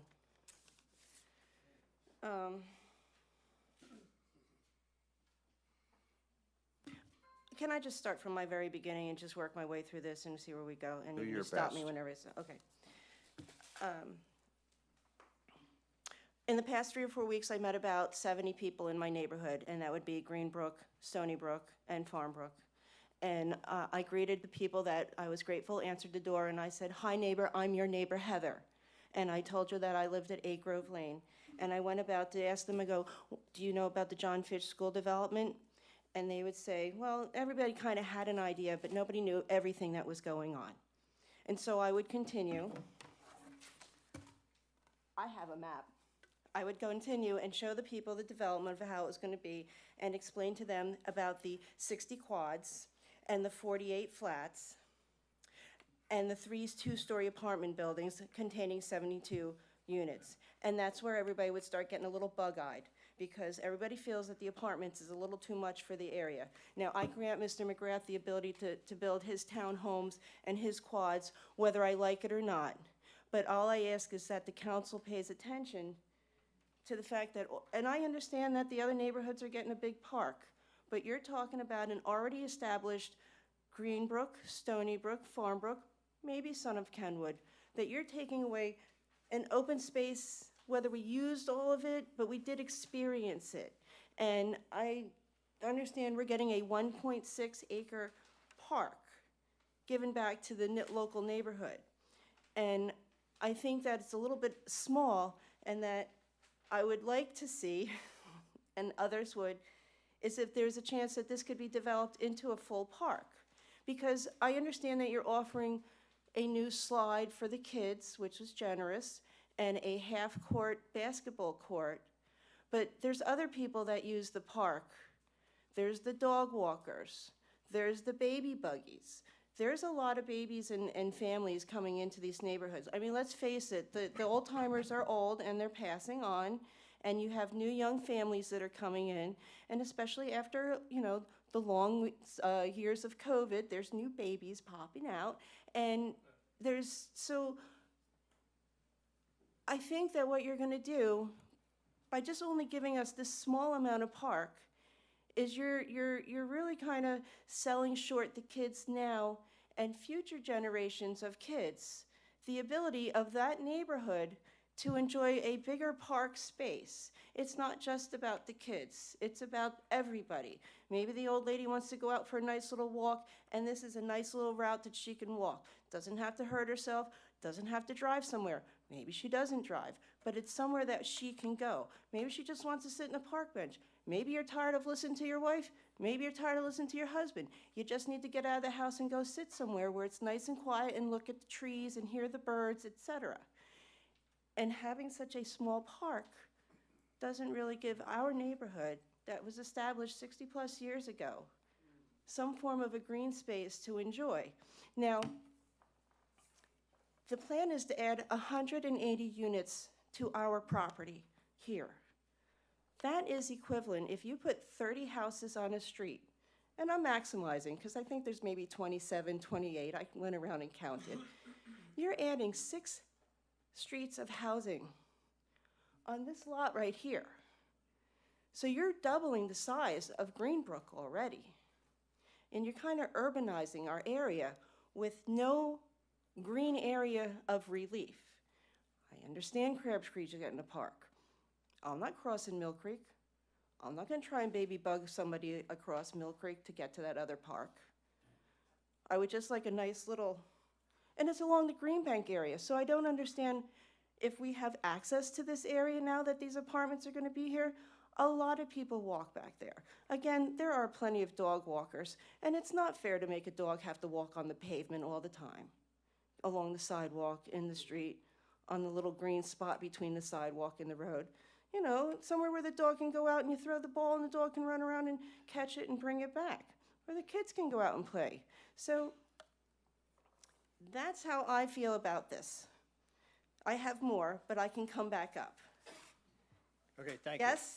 Thank you. And I do have more to say about the apartments. Well, if you do, now's the time. Oh, okay, well, you asked. Oh, and I have no problem calling that park the John McGrath Park. Where's he at? So, So anyhow, with the apartment being developed, and I understand this will be a separate property owned by Mr. McGrath, because at a previous meeting, I had asked who would collect the rent, and I believe his reply that he would. So that makes him the owner and landlord. And my question would be, is, God bless you, may you live a long life. But at some point, your property is going to get handed down to a family or somebody that you will this property to. And our local concern would be is, how long does the property stay in your family before somebody's either tired of it or it winds up getting put towards the township, and who knows what kind of housing, whether it becomes a Section 8 or a HUD housing. I don't know how you refer to it. I'm a Jersey transplant. Not by ordinance. We just created an ordinance. Okay, well, thank you. That helps me. Again, I don't know everything. Not coming here thinking I do. I'm here for the education. It has also been pointed out to me that apartments are not normally located in established neighborhoods, and that this is something new that's happening in an already established residential neighborhood. Normally, apartments are developed on a main, so they're kind of just going off the main road right in, not having to go, again, not driving through a local residential street to get there. And a concern, and that would be a concern that you're pulling apartment people in here. Another concern Wait, would be... excuse me. What are apartment people? Well, I just meant like the amount of traffic. I don't know what I was saying right there. I got a little lost in my thought, I'll be honest. But it's just the amount of traffic of people that you're going to bring in there by having the 72 units is you're increasing the amount of people. So again, if we didn't have the apartments, it would be less traffic on the road. But the traffic study gentleman just gave you the numbers. And it was including Yeah, I know, the but he never apartment stated a complex. number. He just said significant amount. So No, no, no, no, he did. no, no. he he never, did. he never stated an exact number, miss. So ma'am, the He did. hold on, alternative is 160 homes, single homes. We can't stop that at all. Okay, again, And the impact on the So- school so then- district that And the would school district, again, impacted. So it's give and take. And I understand you want, would like a walk-in oh, park there. okay, then why does it have to be apartments? Why don't you just build Ma'am, a What- couple of what- more? what buildings? is- Hold on. Ma'am, this has been gone through 2 years, and we had town hall meetings here with people from that area, with the maps, showing everything, and. And I've attended those, so. So here we are, I'd like to get to the understand it. bottom of why you have a problem with an apartment, because let me say this. The entire development is age restricted, right? So, let me finish. Yep. Right? So it's 55 and older folks. Now, not everybody can afford to go buy one of the townhouses or the quads or the flats, even though Mr. McGrath does have a reputation for building affordable housing, especially for age-restricted developments. Nevertheless, there's a lot of folks out there that just won't be able to buy something like that. There's a pretty tremendous need for seniors in our neighborhood for affordable housing.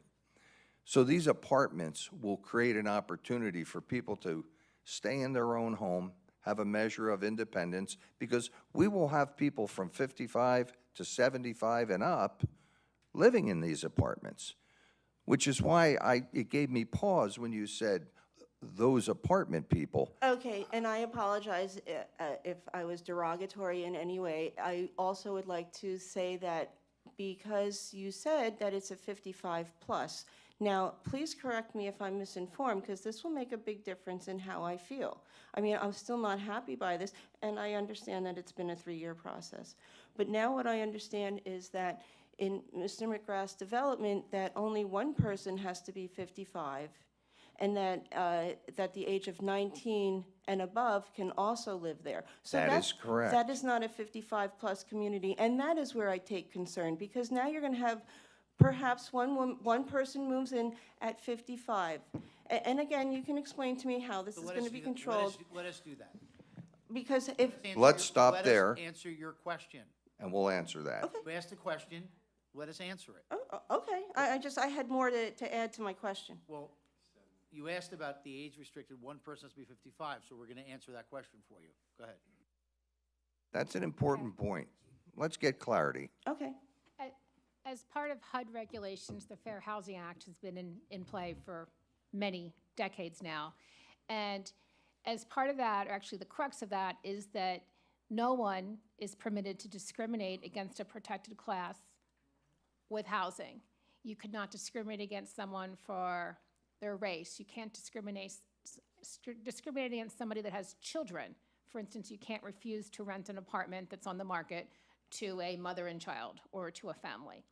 The only way to restrict housing for people would be the age-restricted housing, and HUD has regulations for age-restricted housing.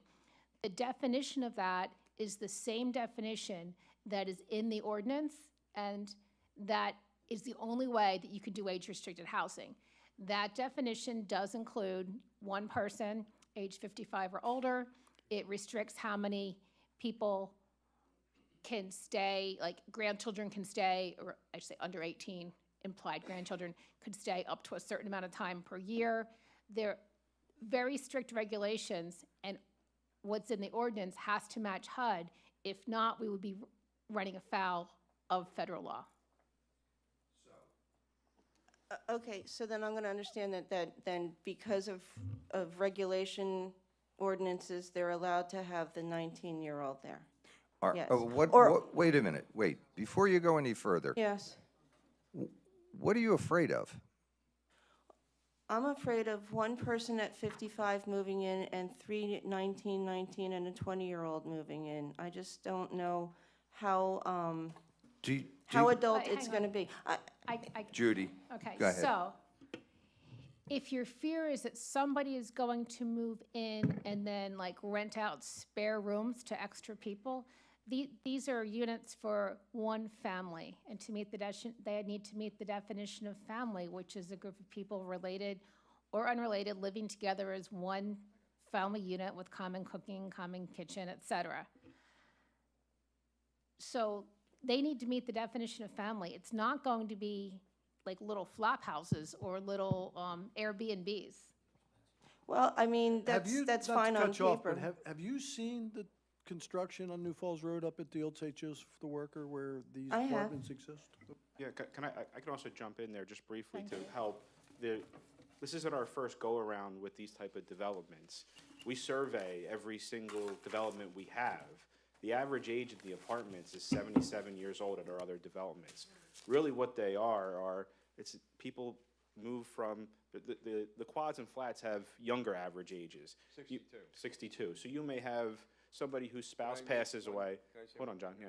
And then they may, decide that they don't want to own a property anymore, or they don't like the space. The apartments provide that type of opportunity for them. It's not typical apartments like rental that you see for single families or anything like that. It's really a different experience. I think I'm just the fear of the transientness that apartments bring inside an already established housed residential area. Mr. McGrath, Well, before you. the transientness in play for this is the fact that it's age restricted and folks will pass away. Okay, can I And just- then more other older folks will move in. Maybe this would make you feel a little bit more comfortable hearing the actual definition, because the ordinance is on our website for you to review. Okay.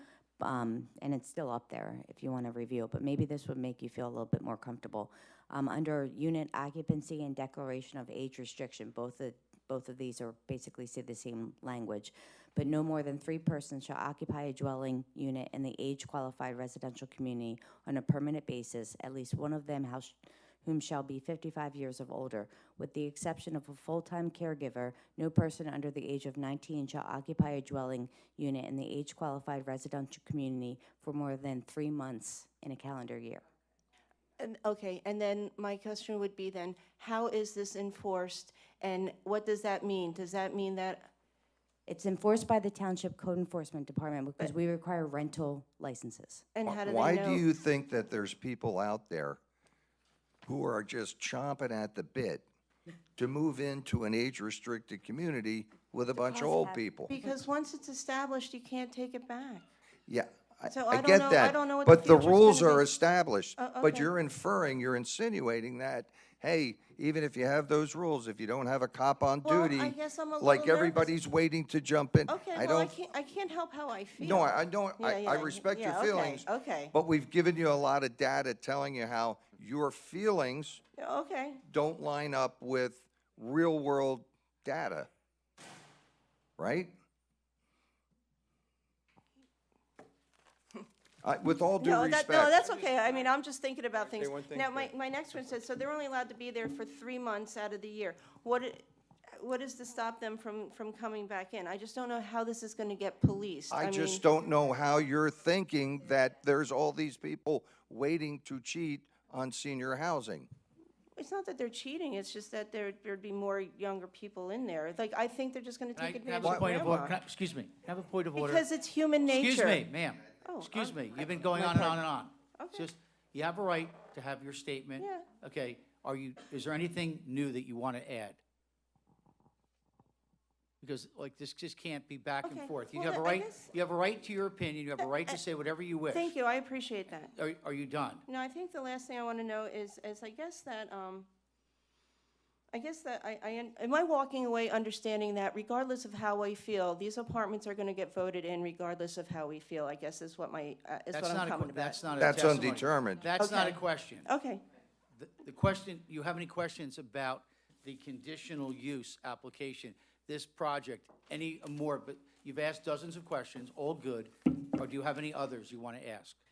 Not at this moment, I reserve the This right is to your, come no, back. you can't, you don't have, there's no But reserve. I This have is to your re-go time. through my notes. This is your time to speak. This is not, this is not like Okay. a filibuster. May I just finish where I started? Because to fast forward why I am here and why I have some people with me. I spoke with a woman named Jessica at the Township Building, and she had told me that if I was to come up with 20 signatures of people with like-minded thought, that it would give a reason for you to perhaps consider whether the apartments were or were not a part of this project. And so I made an earnest effort to go around to my 3 neighborhoods, and I came up with more than 20 signatures. And she said to me that a Robert McTigg was the one that told her that I should come up with 20 signatures, that it would give council reason to pause. I have 81 signatures. So I'm here to present them. Do you want to submit, do you want to submit that? I do want to Okay, submit them. hand that up, and then we will submit it. It's accepted. Yes? Okay. So- Do you have anything else, ma'am?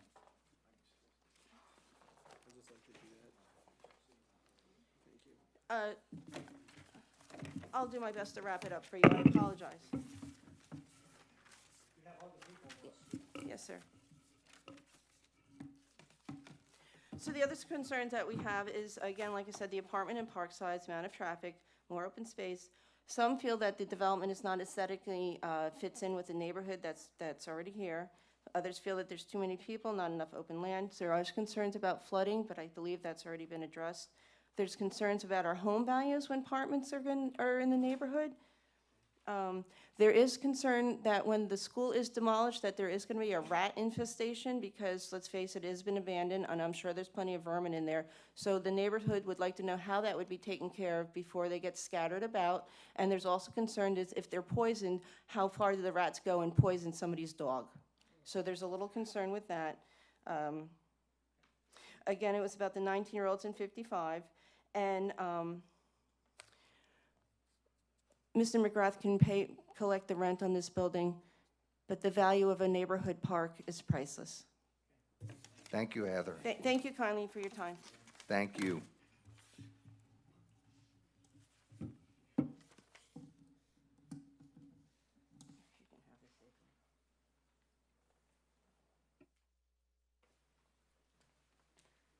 Good evening. My name is Bernadette, and I am in Stony Brook. You have the last name? Chekiai. Thank you. Sorry about that. Yes. 1 Schoolhouse Lane. Okay. My concern with this project is the apartments. When I look out my door, I'm going to see the apartments. So my question to the developer is, along the creek there, is the trees going to come down? I bought my house 10 years ago. I love the neighborhood, but coming out to my house outside, I'm going to see the apartments. That is my biggest concern. The other concern is on Scholar Lane is where the kids stand to get their school bus. So what's going to happen with that? If that's going to be where they're going to come into the apartments, like what's going to happen there? So that's my 2 concerns. So for the kids' school. Right. But my concern is also with the creek there, how is the development going to go? Those trees are going to remain along Stony Brook. On both sides? Is that in the contract? Is that guaranteed? Is that on both sides? Is that I'm asking our engineer. Mark, can you come up?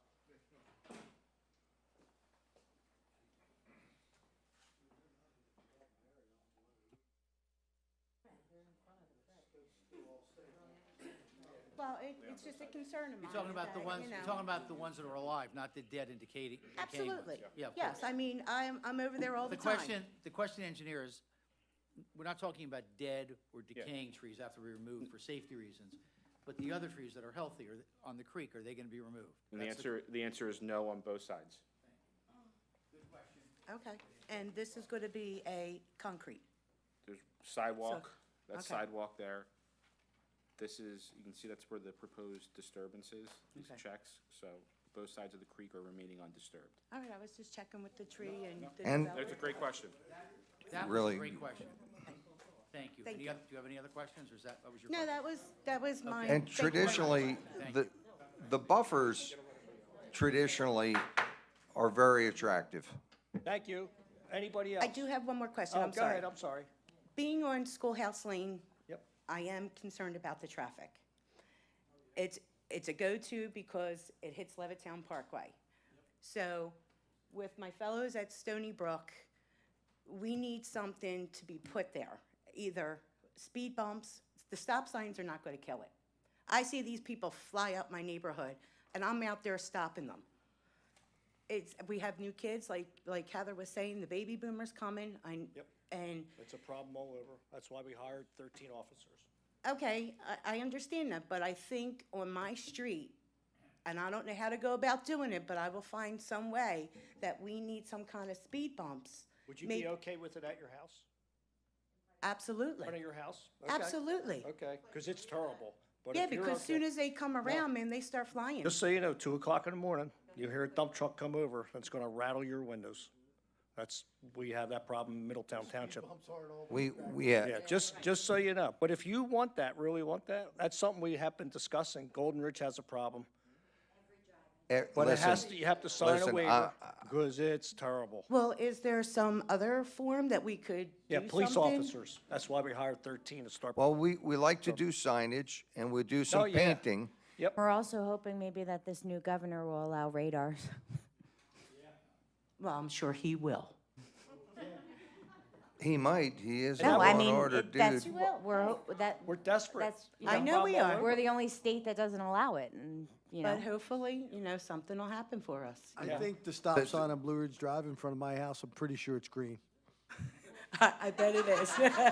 It's a problem, we know it. I can tell you. We have been discussing Wait, speed no, bumps. in all seriousness, mean, every meeting, we have a resident come up from a Different different section section. in every township and state these issues. And so we have to look at a serious, comprehensive plan of the township. It may be speed bumps, it may be, we don't know. We'll have to have a comprehensive, discussion with our traffic engineer. Okay, well, let me ask you this. There's a couple of streets that are in our neighborhood that are cut off to where they can't go up the street. Can that be something done in Stony Brook or Greenbrook? We will have to look at a That's a comprehensive different issue. plan with our Okay, traffic hey, engineer. I was Yeah, just, I get I'm it, asking but what my fellow These are good neighbors- questions, these are Yeah. good questions, but it's not relevant to what's. Come next month, But that's All a right. good, but that's good. I'll come next month, or, it's my or first meeting. call Randy Elton. I sure will. Thank you. Thank you. Yes, Thank you. Great questions. Ma'am, we got other people. I have one more thing I just want to. No, hold on. Is there anybody else wants to come up? Yep, come on I up. don't want to take a lot of time. James Posey, 16 Aspen Lane.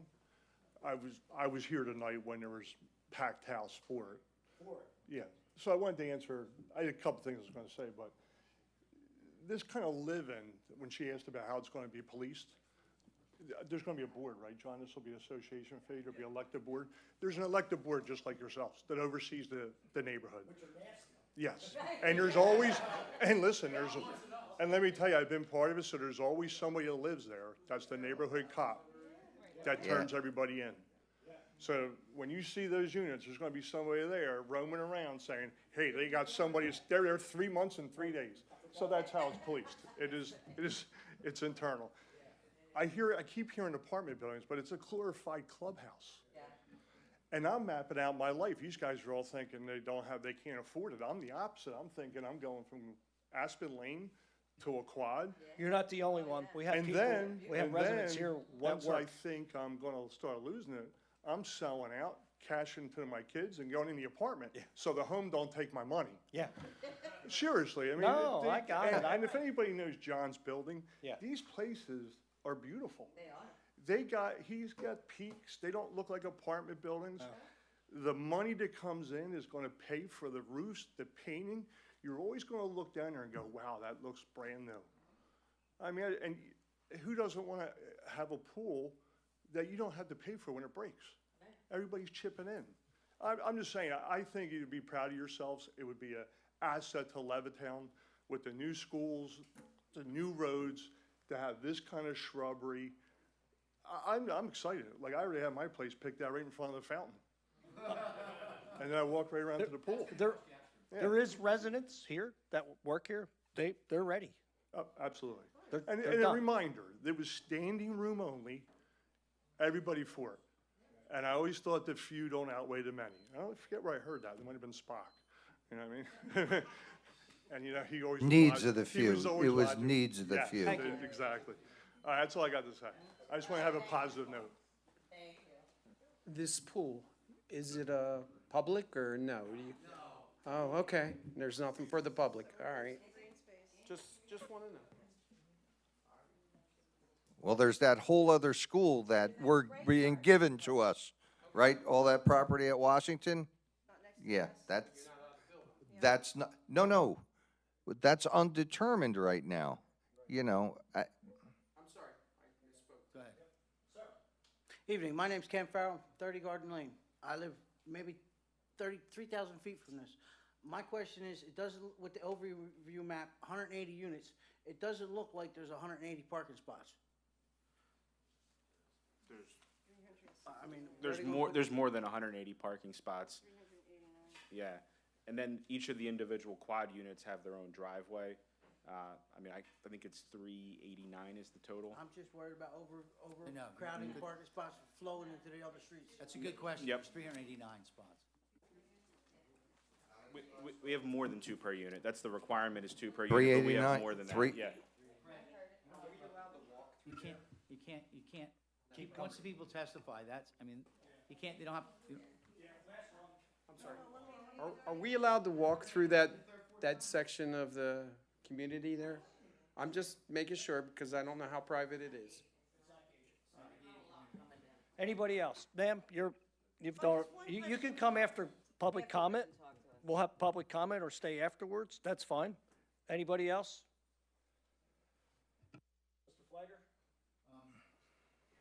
Is there anything on council, anyone in the audience who hasn't spoken already? If not, then do you have anything else? Are we going to close the? No, other than to close the hearing. We're going to close the conditional use hearing. Council action is in order. Do we need a motion to either move the schools forward or not? Not And get these schools. schools down? Oh, The development, Development. sorry. I see the dilapidated additional schools use, there. yeah. I'll make that motion. Motion by Sidney Murphy. And I will second it, Craig. Motion by Joe Glassen to move this through. Is there any? Motion by Cindy Murphy, second by Joe. No, thank you, I'm tired. Yep. Is there any questions on the motion?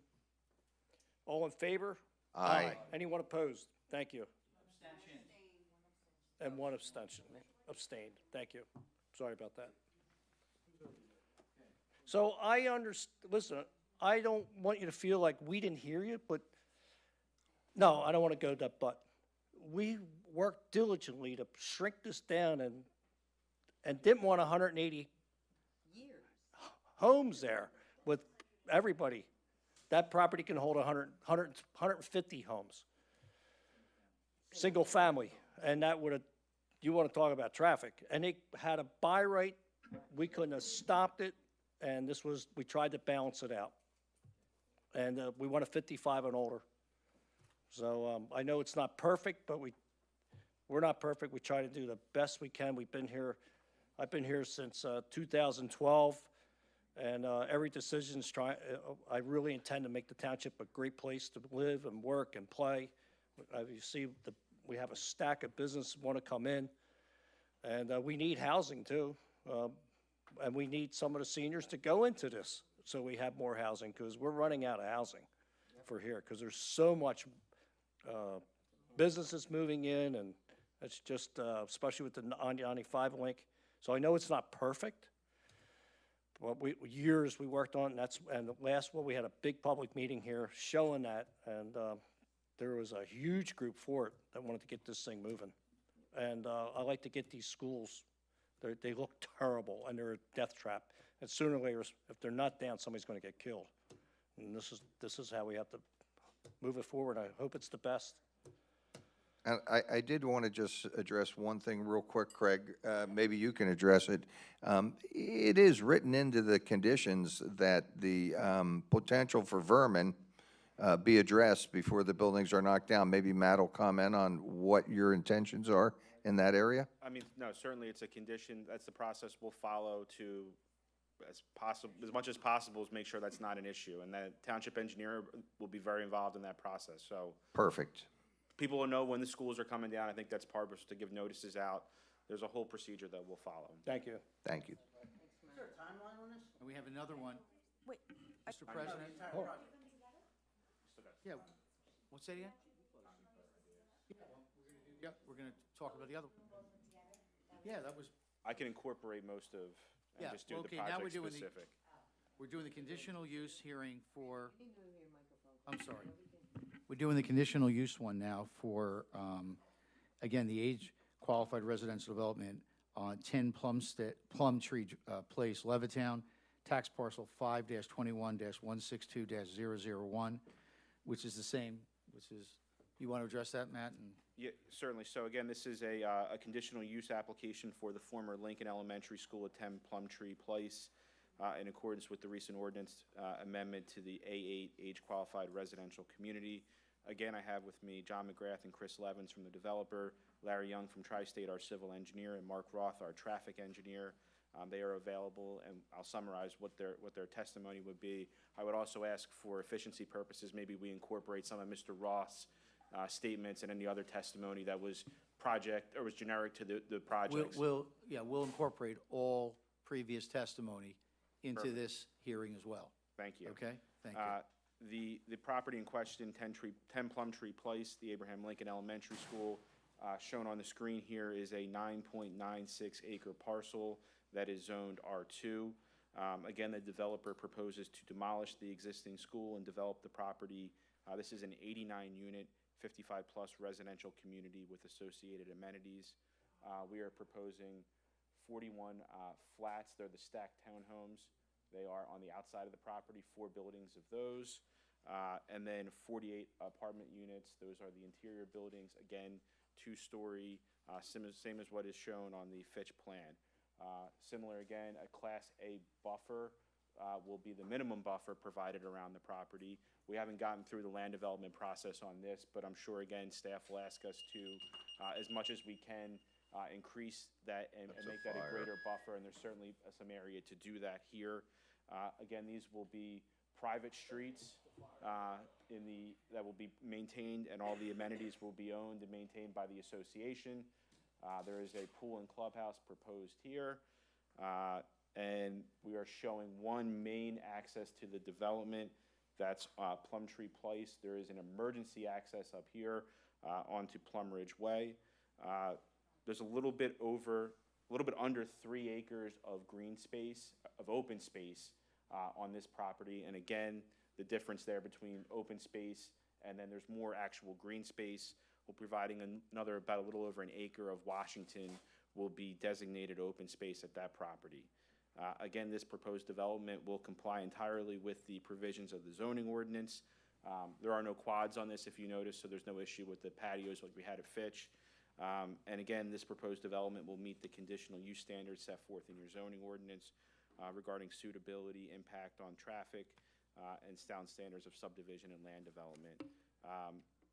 We have reviewed and will comply with all of the conditions in the Gilmore and Associates review of the conditional use application dated November 4th, 2022.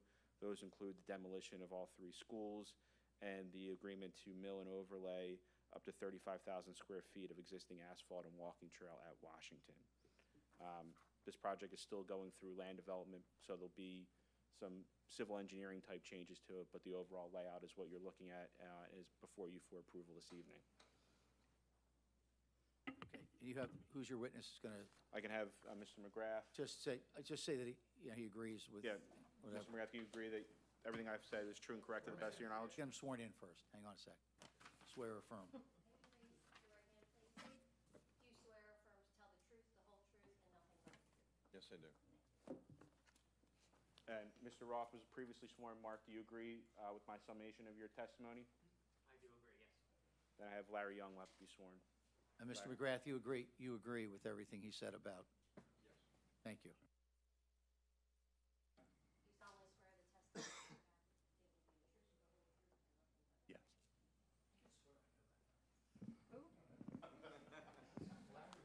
And Larry, you agree that everything I said was true and correct as far as your testimony? Yes. And he acknowledged on the record, yes. Thank you. Okay. Council questions?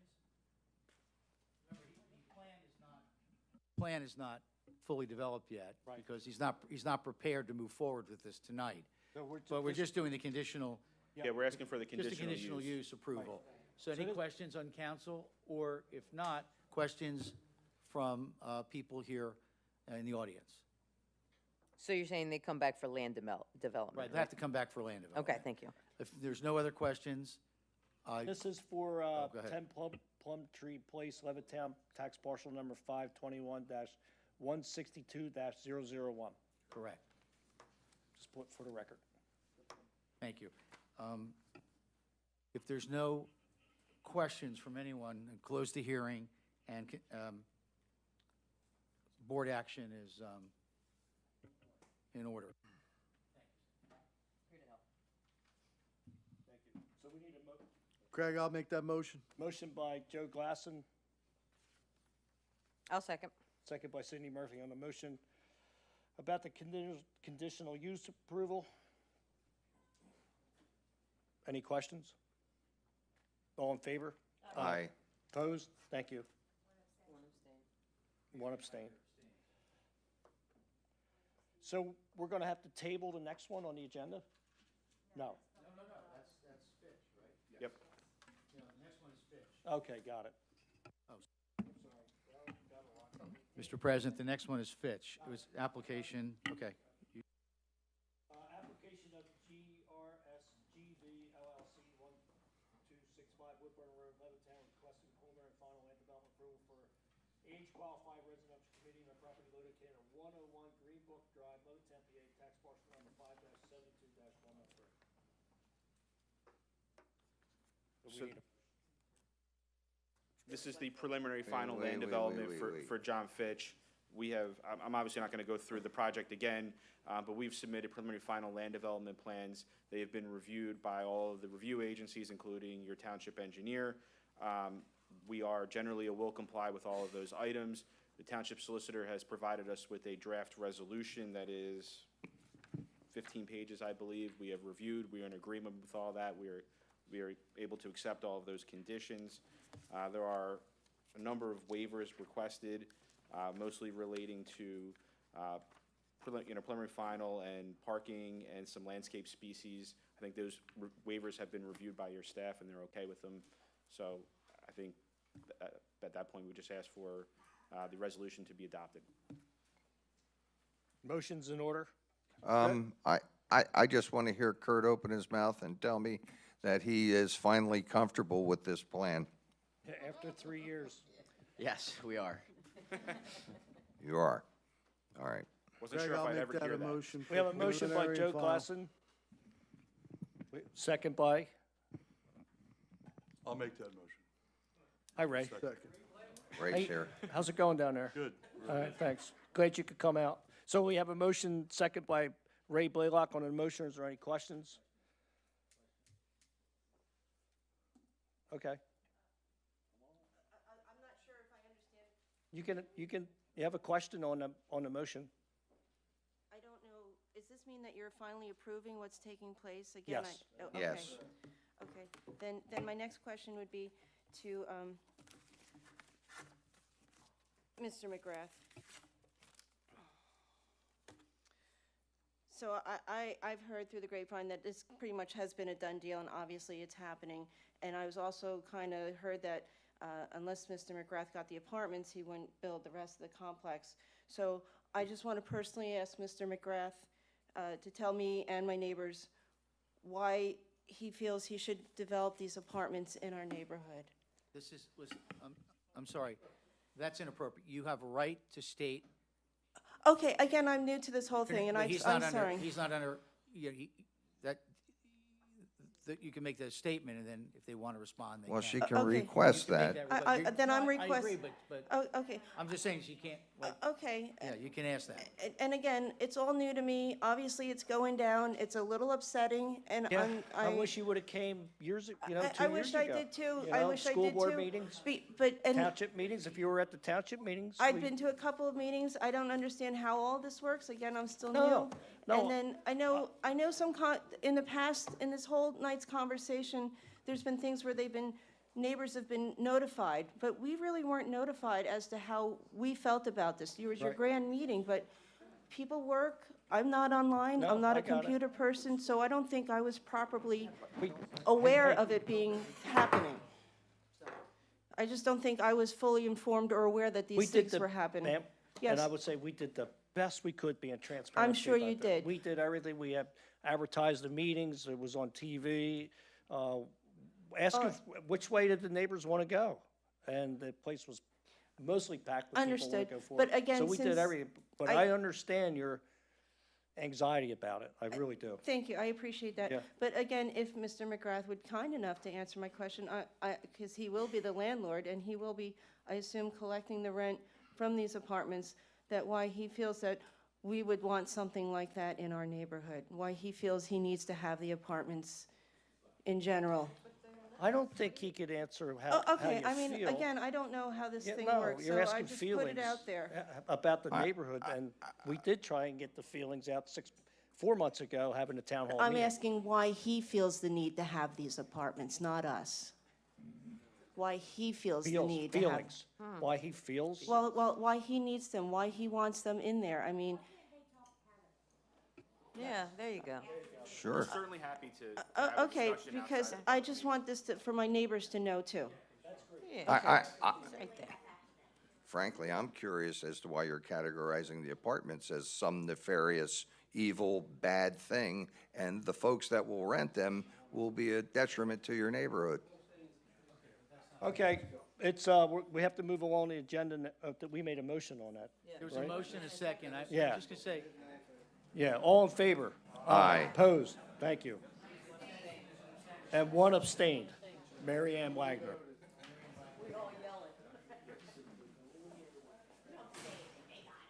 Thank you very much. Next is presentation of first reading of proposed 2023 township budget. So we're going to go over the budget. Yes.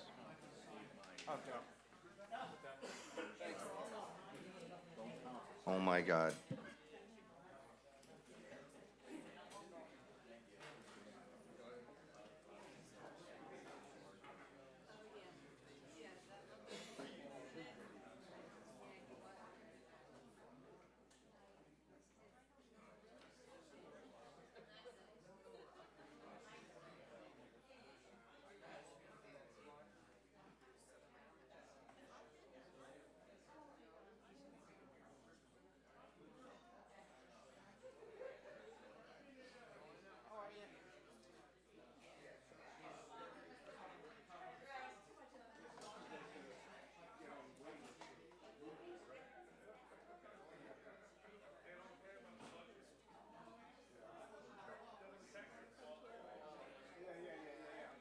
Thank you.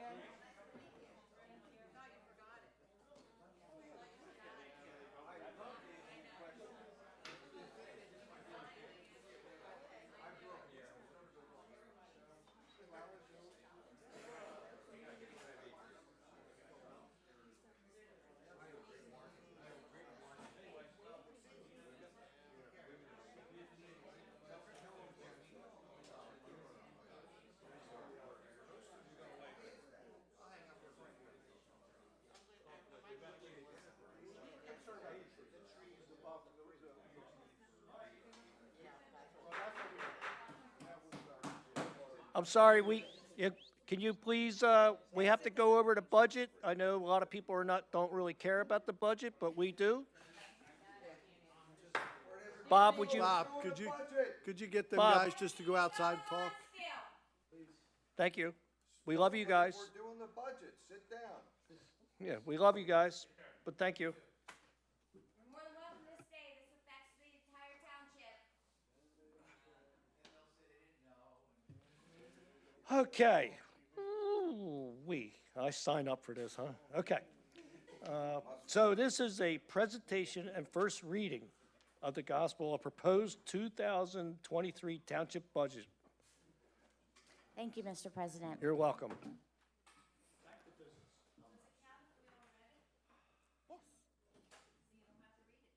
Well, yeah, I don't have to read it. I'm just going to briefly present it. I'm always brief. We are on TV. They can hear you. All right.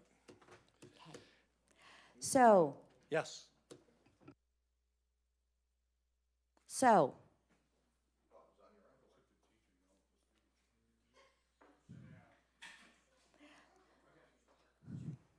the budget is being presented and it is proposed with no tax increases for 2023. We had a very good revenue. We had very good revenues in 2021, and we're looking to also have those revenues come in by the end of this year as well. We have increased permitting from all the development and economic development that's coming into the township. Earned income tax is projected over budget, as well as the inflated real estate transfer tax. So all the millage will stay the same. We are, however, recommending a streetlight assessment increase. Right now for residential, it is $27.50, and it has been that way since 2012 on.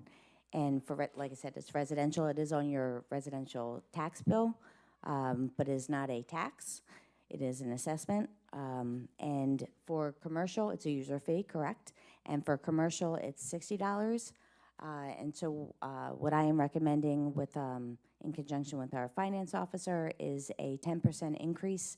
We have an increase in the distribution from, as everybody's having, in the distribution fees from the utility companies, as well as an increase in repair and maintenance that we're receiving in our streetlights. So a 10% increase for a residential customer is $3.25. So that is one recommendation. Another recommendation is for the trash fee. We are at the end of our 5-year contract. Right now, we are borrowing from reserves to pay out the 5th year in our contract. So I'm recommending a $23 increase currently to increase from $317 to $340 to get us through this year to be able to pay out the last remaining year of the contract. Next year, when the contract price comes in, I believe that it's going to be a exponential increase for whether we do a 3 or a 5-year contract. I would probably be recommending a 3-year contract because hopefully that rates would go down in the further out years. So that's, as you can see, the graph in front of you shows from 2012 to 2022. This council, which many of you have been a part of, have not increased any taxes. The refuge fee actually went down, other than this year that I'm proposing that it increase. The streetlight assessment has not increased. So in the 12 years that are in front of you, 3.94% is the increase that the residential average homeowner is paying more from 2012 to the proposed 2023 assessment for the residential homeowner, $32.94 in 12 years. So you all should congratulate yourselves. And we probably wouldn't have to do that if, I know my PICO distribution charges are off the charts. Correct. At my house and my, and they say, and my commercial building, and they say it's to rebuild their infrastructure, which is definitely needed. Correct. And we have a lot of streetlights. We just can't keep absorbing that cost. Correct. So Right, and it's happening with Aqua as well. Aqua's infrastructure is being repaired all over the town, all over Pennsylvania as well, so those rates are going up as well. So the additional proposal for a increase for a user rate would be for the sewer, proposing a 10% increase for that. This is from a 2018 loan that was taken out for the expansion. Part of that loan was a requirement to raise the sewer rates by 10% to pay for the loan. Would be our first year of doing that. It required 10% per year. Per year. Every year. Every year. Yeah, and we never did that. We did not do that. Okay. I became the manager in 2020, and that was part of COVID year. I cannot explain why my predecessor did not do that or recommend it to this board. So again, for the average residential homeowner that pays per quarter, that would equate to going from $100.94 to $111.03. So those are the recommendations from myself to council. The general fund is increasing. We are fortunate enough again to be able to have had, like I said, a healthy surplus at the end of 2021 that we the audit just got completed. So we are recommending or proposed in the budget to put $2 million over into the debt fund, as we have been doing every year, $100,000 over into the blight fund. We're taking $1.2 million out of the American Rescue Fund revenue replacement this year, or proposing it in 2023. So that's where the general fund is going up, the $4.5 million.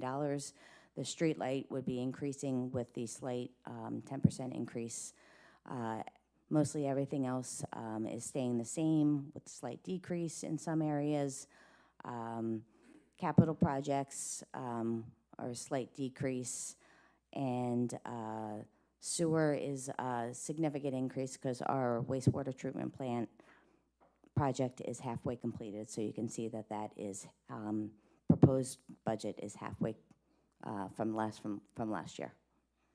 And that would be my my presentation, and the recommendation will be to advertise for public inspection. For public inspection of the budget. I'll make that motion. Motion by Patrick Antonella, second by Joe Glassman on the motions. Or any questions? All in favor? Aye. Thank you. Thank you. So again, your regular taxes are not going up, but the user fee, that's the trash, the sewer, and the electric, we kept it tight. One of the issues we did have with the trash, and we were supposed to get $50 a pound for recycling that would come back and help balance that budget. 2019, what's that, Ray? Oh, I'm sorry. I'm tired. Yeah, pound. Yeah, $50 a ton. After 2019, nobody wanted recycling. China wasn't taking it no more, and we did not get that revenue no more.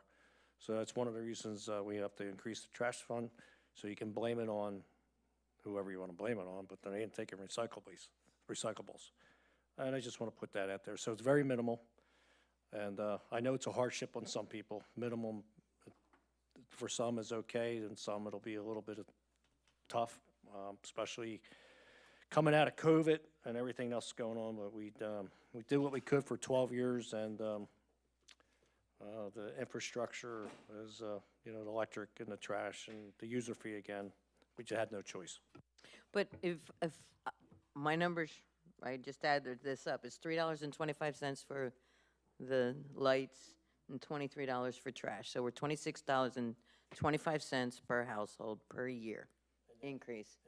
And if you are using the sewer, then that's another $44 a year approximately. So worst-case scenario, well, right, $70 a year. Not, but again, not bad for, since 2012, we haven't had zero. I just wanted to make sure my numbers are right, because I was. Correct. Make sure I was adding correctly. Thank you. Correct. Okay, thank you.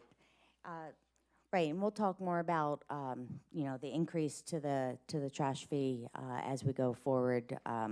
Just trying to prep the residents just of what the surrounding municipalities' contracts have looked at. We can get a better understanding. Some of them have increased almost 50 to 65% of their rate annual. So we know that it is coming. Okay, moving right along, we have an ordinance, Bristol Township amending Chapter 120, Housing, relating to certifications for heating units and chimneys. You want to Sure. touch base on it? Sure, this is just a quick amendment to the housing chapter for rental inspections. This is only for rental inspections, and it's to have a qualified licensed professional provide chimney and heater inspections for rental housing. Thank you. We need a motion. I'll make that motion. Motion by Mary Ann Wagner, A second. second by Sidney Murphy. On the motion, is there any questions? All in favor? Aye. Opposed? Thank you. Next, we have an ordinance of Bristol Township amending Chapter 150, which is property maintenance, adopting the most recent version of the International Property Maintenance Code. Apparently We're very out of touch. Yes. And out of date. Yep. So this will bring our property maintenance code up to the most current, which is 2021, and then will also allow our property maintenance code to be updated as the property maintenance code is updated as it is currently updated, without having to adopt a new ordinance every time. All right, I'll make that motion. motion by Sidney Murphy, I'll second it, Chris. second by Joe Glass. On the motions, or any question? All in favor? Aye. Opposed? Thank you. An ordinance, Bristol Township amending the civil service rules and regulations to provide for general qualifications and examination requirements for a deputy chief of police position and revisions to provide for the valid term of an eligibility list. Yes, thank you.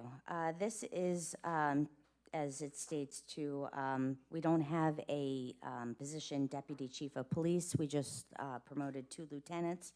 We would like to create a deputy chief position to be able to promote into that.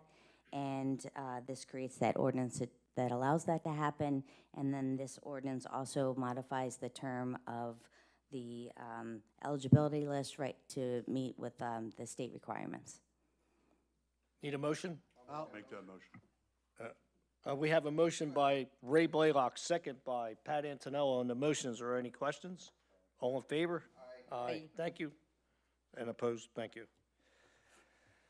Next, we move to the consent agenda. Consider approval of voucher lists and requisitions dated November 10th, 2022, in an amount of $1,719,992.39. Consider approval of October 2022 council meeting minutes, resolution requesting extension for RDA Municipal Grant Program Contract 2021-09 for erection of a flagpole at the Municipal Park, resolution requesting extension for RDA Municipal Grant Program Contract 2021-11 for Municipal Park field netting. Oh, That's it. wow. So we need a motion on that? I would like to make that motion. Motion by Mary Ann Wagner, I'll second. second by Marcia Dunlap on the motion. Is there any questions? All in favor? Aye. Opposed? Thank you. Next, we have a report from Township Manager. This will be very quick. On the consent agenda, we always get asked by the RDA if we need any extensions. Their December meeting is usually after our meeting, so I just wanted to jump on that. So I just wanted to let you know we may not need those extensions. These are just a precautionary extension resolutions. We might get them done even before December 31st, but if not, probably get both projects done before March 31st for sure. March 31st, 2023. 2 items very quickly are, one, the traffic signal that is controlled by Middletown, but there was a lot of concerns and questions by a lot of the residents over off of Bristol Oxford Valley Road and New Falls Road. That seems to have, Brian Allen's office took the lead on that to also, I know you had reached, President Bowen had reached out to Matt Johnston, our traffic engineer from Pinoni. It was a PennDOT issue that they had worked out on the signal timing. It seems to have been worked out and fixed by PennDOT or by Armor in connection with PennDOT, and the backups do not seem to be occurring anymore along Bristol Oxford Valley Road, backing all the way up to Cinder Lane. So, right. So I know that there's been a lot of calls on that, so we're hopefully, if anybody else sees that there's an issue on that, please let us know, but we think that's been fixed. We've also been receiving a lot of calls, and today there was a mass email sent out by myself trying to get everybody around the table to talk about the homeless problem in Bristol Township. So once we can talk to all the county commissioners and the workers and state and get all of the heads together and see what we can do, we will of course report back to the residents. That is all I have. Thank you. Thank you. Oh, I'm sorry. There was one other thing. I did represent the township and council at Officer Tyler's mother's services last weekend. She had, I guess, had always talked about whenever she passed away, she had always wanted to have a bunch of flowers at her services. It was the most beautiful thing I've ever seen. Over 200 plus bouquet of flowers lined the service. So it just was very nice, and I'd like to, on behalf of the township, of course, wish Officer Tyler Aspel and his family our condolences and best wishes. Thank you. Next, we have Township Solicitor.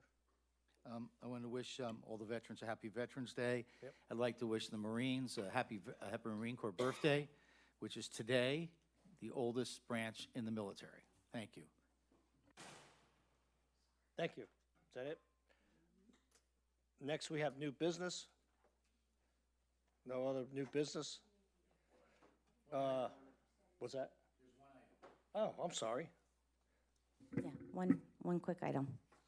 Yep. Do you want to read it? Sorry. No, go. Oh, okay. I said, did you want to read it? The agenda item. Oh, okay. Listen, it's a long night. I'm tired. No, you want to read it? All right. All right, I'll do it. A resolution to implement Act 57 of 2022 property tax penalty waiver provisions. Consideration to take appropriate action.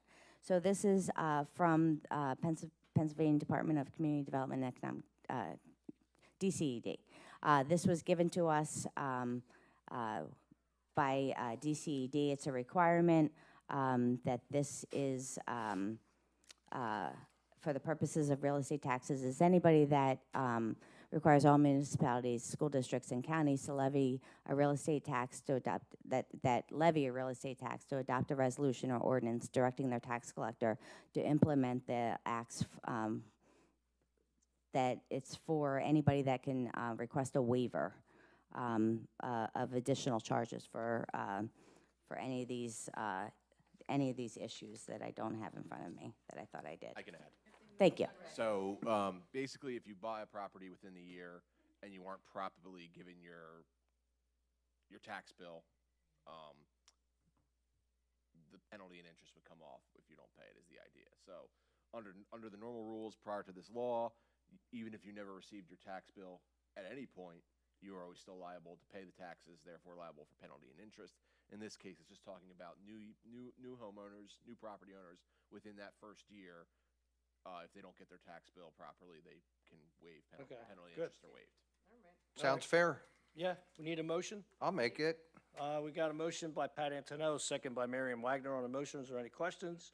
All in favor? Aye. Thank you. Other businesses? That was it. Okay, comments from council members? Wait, And happy Thanksgiving. Yeah. yeah.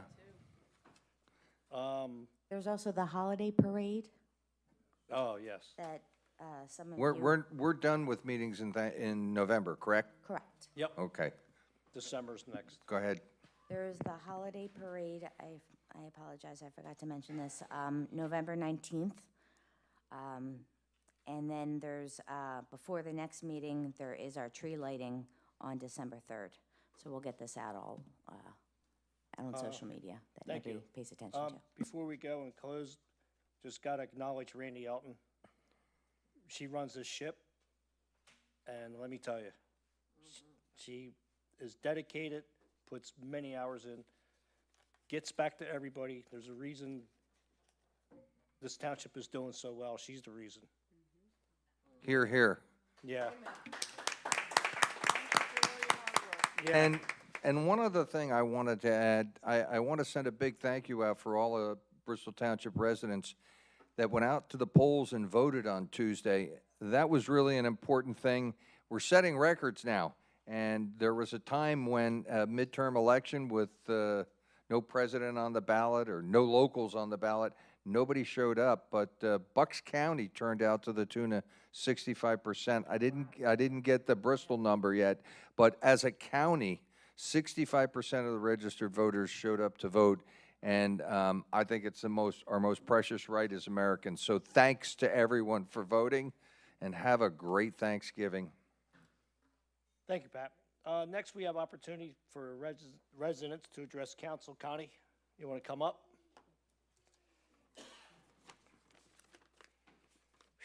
What a meeting. Hello. I know. I just want to thank council for the great job that you did in getting the property at John Fitch developed. I walk the dogs, Stony Brook, Scholar Lane, Greenbrook, Farmbrook, every morning. It's dark. The school's closed. It's very, very bad. I am ecstatic that a person like John McGrath is doing the development. He's a native of Levittown. He went to Conwell Egan. He coached at Conwell Egan. He's responsible for developing the Flowers Mills area. There was a waiting list for Falls Township development. I've been to the townhouses on Radcliffe Street. It's unbelievable.